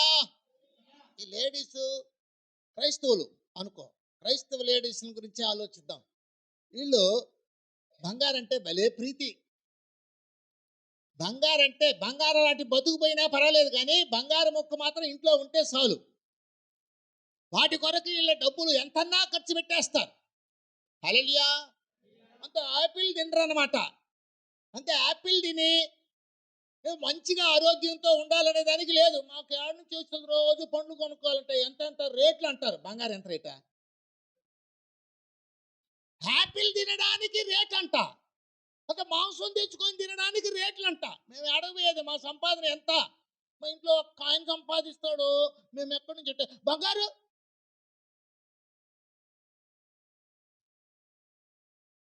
ఎందుకు పోయింది నీ మనసు? పరిగెస్తారు అంగిళ్ళ కడికి, లక్షణంగా ఆనే కూర్చుంటాడు, వాడు బయటే రాడు. నీ విషయం వాడికి తెలుసు. కరుగు లేకుండా, కూలీ లేకుండా. కూలీ ఎందుకు దరిద్రం? కూలీ ఎంత వస్తావు? 200 ఇస్తావా? వాడు దాన్నే ఏం చేస్తాడు? ఇది 24 క్యారెట్లు వేస్తాడు, 22 క్యారెట్లు వేస్తాడు, ఏదో చెప్తాడు. నీకేం తెలిసిపోయి, నీకేం తెలిసిపోయి చెప్పేమా దాని విషయం? నీకు ఏమీ తెలియదు. అసలు గుట్టల విషయం తెలుసా? గుట్టల విషయం కూడా తెలియదు. వర్క్ అంట, అదంట, ఇదంట, ఎంత ఏదేదో చెప్పేస్తే అంటే దానికి ఇచ్చేసేది, వేలు ఇచ్చేసేది. మళ్ళీ వచ్చేది ఎంత తెలిసిన ఈ కోటు, ఈ గోటు, ఏ గోట వర్క్, ఈ గోటు పెట్టిన దానికి ఎంత తెలిసిన, జాకెట్ల కాడి నుంచి షర్ట్ల కాడి నుంచి అన్నిటి పెట్టి దానికి కుట్టు, ఒక దాన్ని మామూలుగా గుట్టేదానికి 200 అంటే ఇంకా దాన్ని వ్యత్యాసంగా వేరే విధంగా కుట్టుకునేదానికి 400. తయారుకు వచ్చిందా డబ్బు? ఏమి కష్టపడి సంపాదిస్తున్నావు నువ్వు డబ్బు?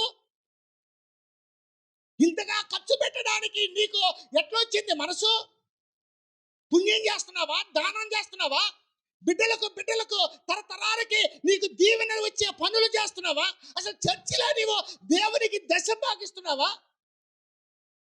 నువ్వు దేవునికి ఏం చేస్తున్నావో, నీ పరిచర్యకి ఏం చేస్తున్నావో, నువ్వు స్వార్థ చెప్తున్నావా, నువ్వు ప్రార్థన అనుభవాన్ని నీ ఇంట్లో కలిగి నువ్వు రోజు ప్రార్థన అనుభవం చేస్తున్నావా?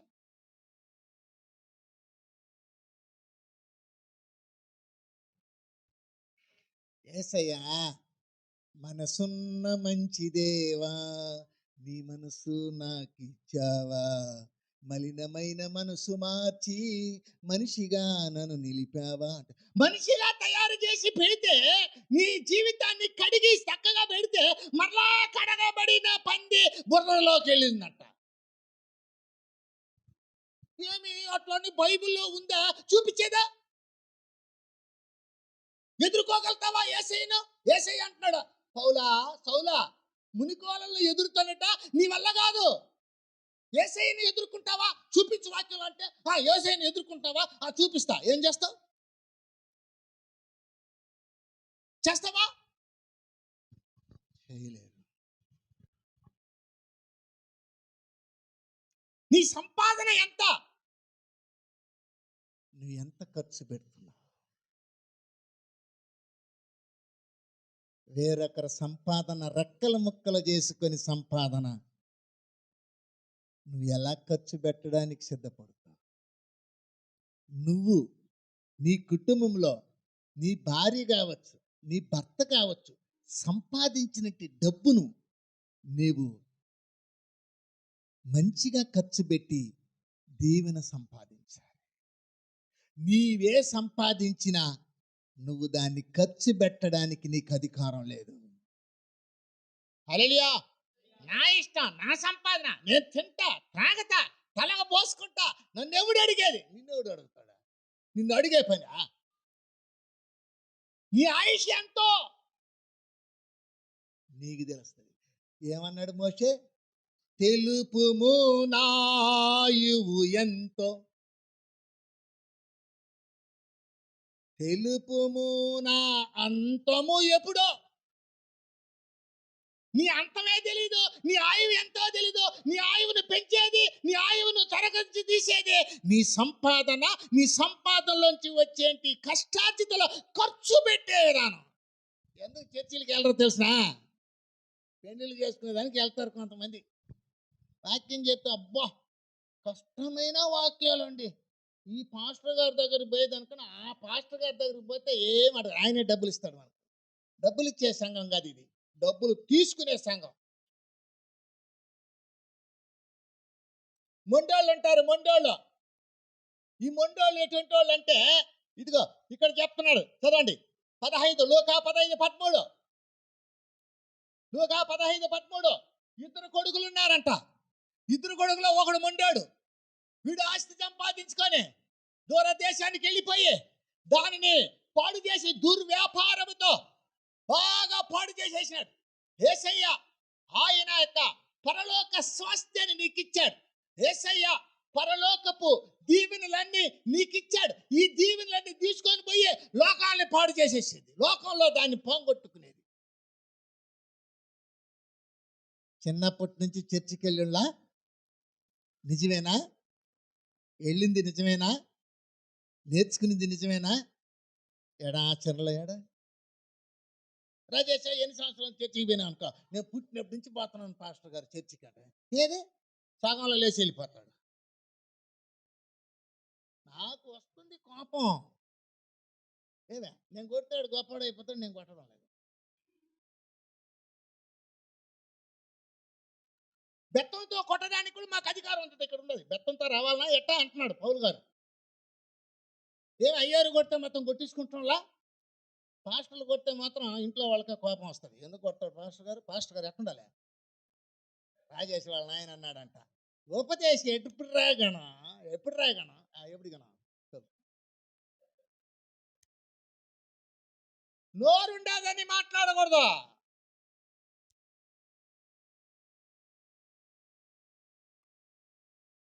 మనం ఎట్టా ఉండాలనుకుంటామో బాగుండాలనుకుంటాం కదా, మన బిడ్డలు కూడా అలా బాగుండాలని అనుకుంటాం.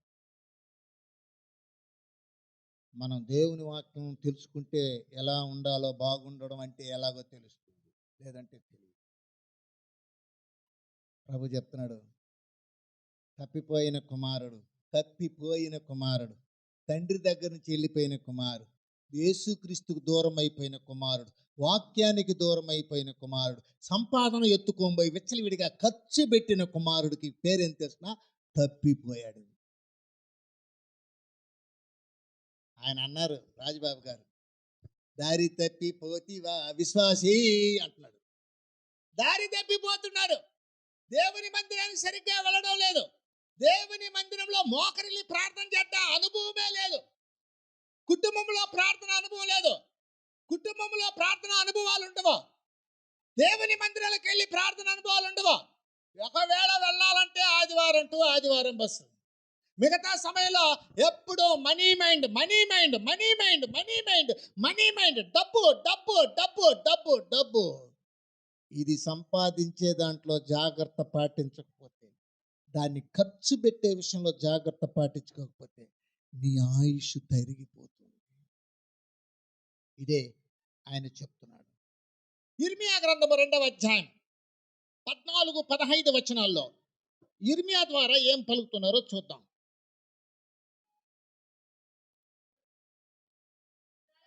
ఆ.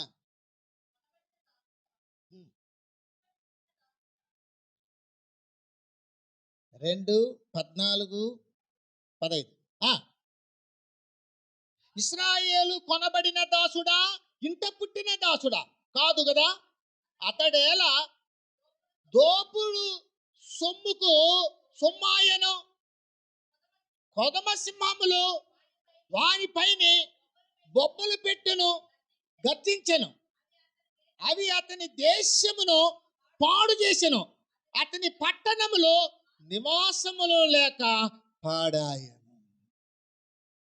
ఏమయ్యా ఇశ్రాయేలు, ఏమయ్యా యాకోబు, దేవుని బిడ్డలారా ఎందుకు పాడైపోయారు అంటున్నాడు అక్కడ. ఎందుకు పాడైపోయారు? దోపుడుకు పోయారు, దోచబడ్డారు. వాళ్ళు ఏమైపోయినారు? కిడ్నాప్కు గురైపోయినారంట. ఎవరు కిడ్నాపరా? ఆయన సైతాను. సాతానుడు అంటాడు, ఏమని అంటాడంట?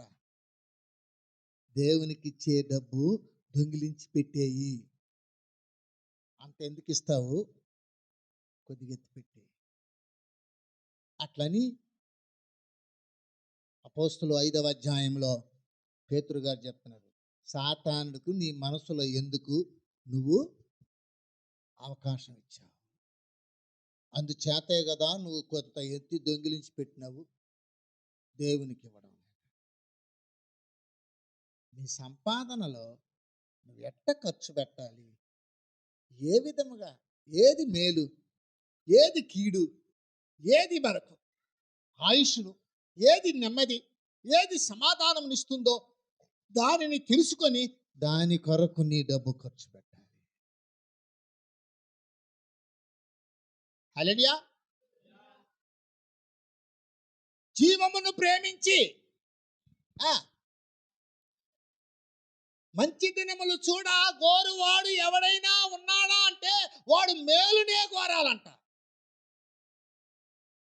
నీ జీవితంలో, నీ కాపురంలో మంచి దినాలు రావాలంటే నీ సంపాదన ఖర్చు పెట్టే విధానంలోనే ఉంది. పెద్ద మర్మమేమి లేదు. నువ్వు రోజు నీ సంపాదనకు తాగు, కొన్ని రోజులకి ఏమైపోతుంది? నీ శరీరం పాడైపోతుంది. రోజు నువ్వు బంగారు కొనాలని అన్నం తినకుండా ఉండు, కొన్ని రోజులకి ఏమైపోయింది? కడుపు నొప్పి వచ్చేస్తుంది. 24 గంటల కడుపు నొప్పి, సరిగ్గా అన్నం తినలేదంట, శరీరం వేడైపోయిందంట, రక్తం తగ్గిపోయిందంట. బంగారు వచ్చి నీకు రక్తం పోస్తుంది. హల్లెలూయా. ఇప్పుడు వేరొక స్టైల్ ఏంటంట, బంగారు లాంటిది, బంగారుని అనిపిస్తుంది.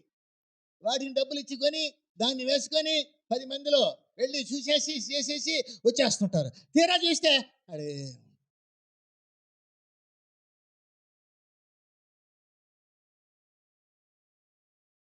హల్లెలూయా. ఒక ఆయన చెప్పింది ఏమండి, రేపకి బంగారు కమ్మలు ఇలే అయినా ఏందో బంగారే వద్దంటున్నారే అనింది. నేనన్నా, ఇదిగో బంగారం చేత పట్టుకుని అది నీ మీద తుప్పు తినివేస్తుంది అన్నాడు. ఇక్కడ అన్నాడు అది అప్పటి కాలం, ఇది ఇప్పటి కాలం. ఏ కాలం కావాలి నువ్వే అడుగు చెప్పాను. నీ సంపాదనలో నీవు మంచి ఆహారము భుజించడానికి నీకు చేత కానప్పుడు ఈ దుర్వ్యాపారంలో దుర్లాభంతో సంపాదించింది కాబట్టి కదా దుర్వ్యాపారానికి దాన్ని అప్పగించేస్తాం. ఈ మెయింటెనెన్స్ వల్ల ప్రేమ లేదు, ఇంట్లో సమాధానం లేదు, ప్రేమ లేదు, అర్థం చేసుకోవడంలా, ఒకరొకరు అభిమానంతో బ్రతకడంలా, పిల్లలకు మంచి వాటిని నేర్పించడంలా, ఎత్తి ఎత్తి ఖర్చు పెట్టేయడమే. వాళ్ళు పెద్దవాళ్ళు అయినప్పుడు ఒకవేళ నువ్వు చేయలేని ఇవ్వలేని పరిధిలో ఉంటే వాళ్ళు దొంగలే కదా అవుతారు. ఒక ఆయన అన్నాడంట, ఏంటి ఆయనకి బన్ను తినాలనే ఆశ కలిగిందంట. పోయి బన్ను తింటే డబ్బులే దాన్ని ఎత్తుకొని తినేయనట. ఏమి రాట చేసినట్టే, నేరం నాది కాదు ఆకలిది అన్నాడు.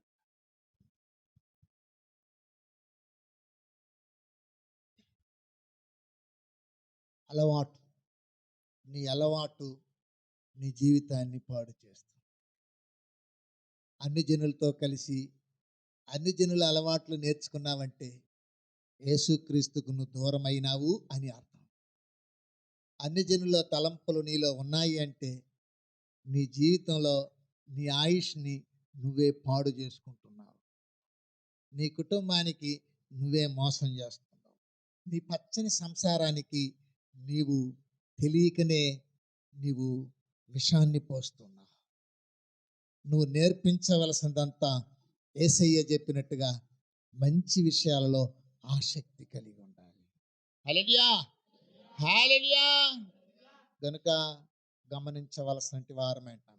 మిగులు వాక్యాలు వచ్చే వారం ధ్యానించుకున్నాం. ఇదే అంశం మీద మిగులు వాక్యాలు ఉంటాయి. చాలా జాగ్రత్తగా ముందుగా వచ్చి కలిసి వినడానికి ఆసక్తి కలిగిన వాళ్ళు కలవండి. మంచి సంతయాలతో మీ జీవితాలలో ఆయుష్ను పెంచుకునే దైవికమైన గృహ నిర్వాహకత్వపు పనిని నేర్చుకోవడానికి సిద్ధపడదాం. దేవుడి వాక్యాన్ని దీవించి ఆశీర్వదించి కాపాడును గాక. ఆమేన్.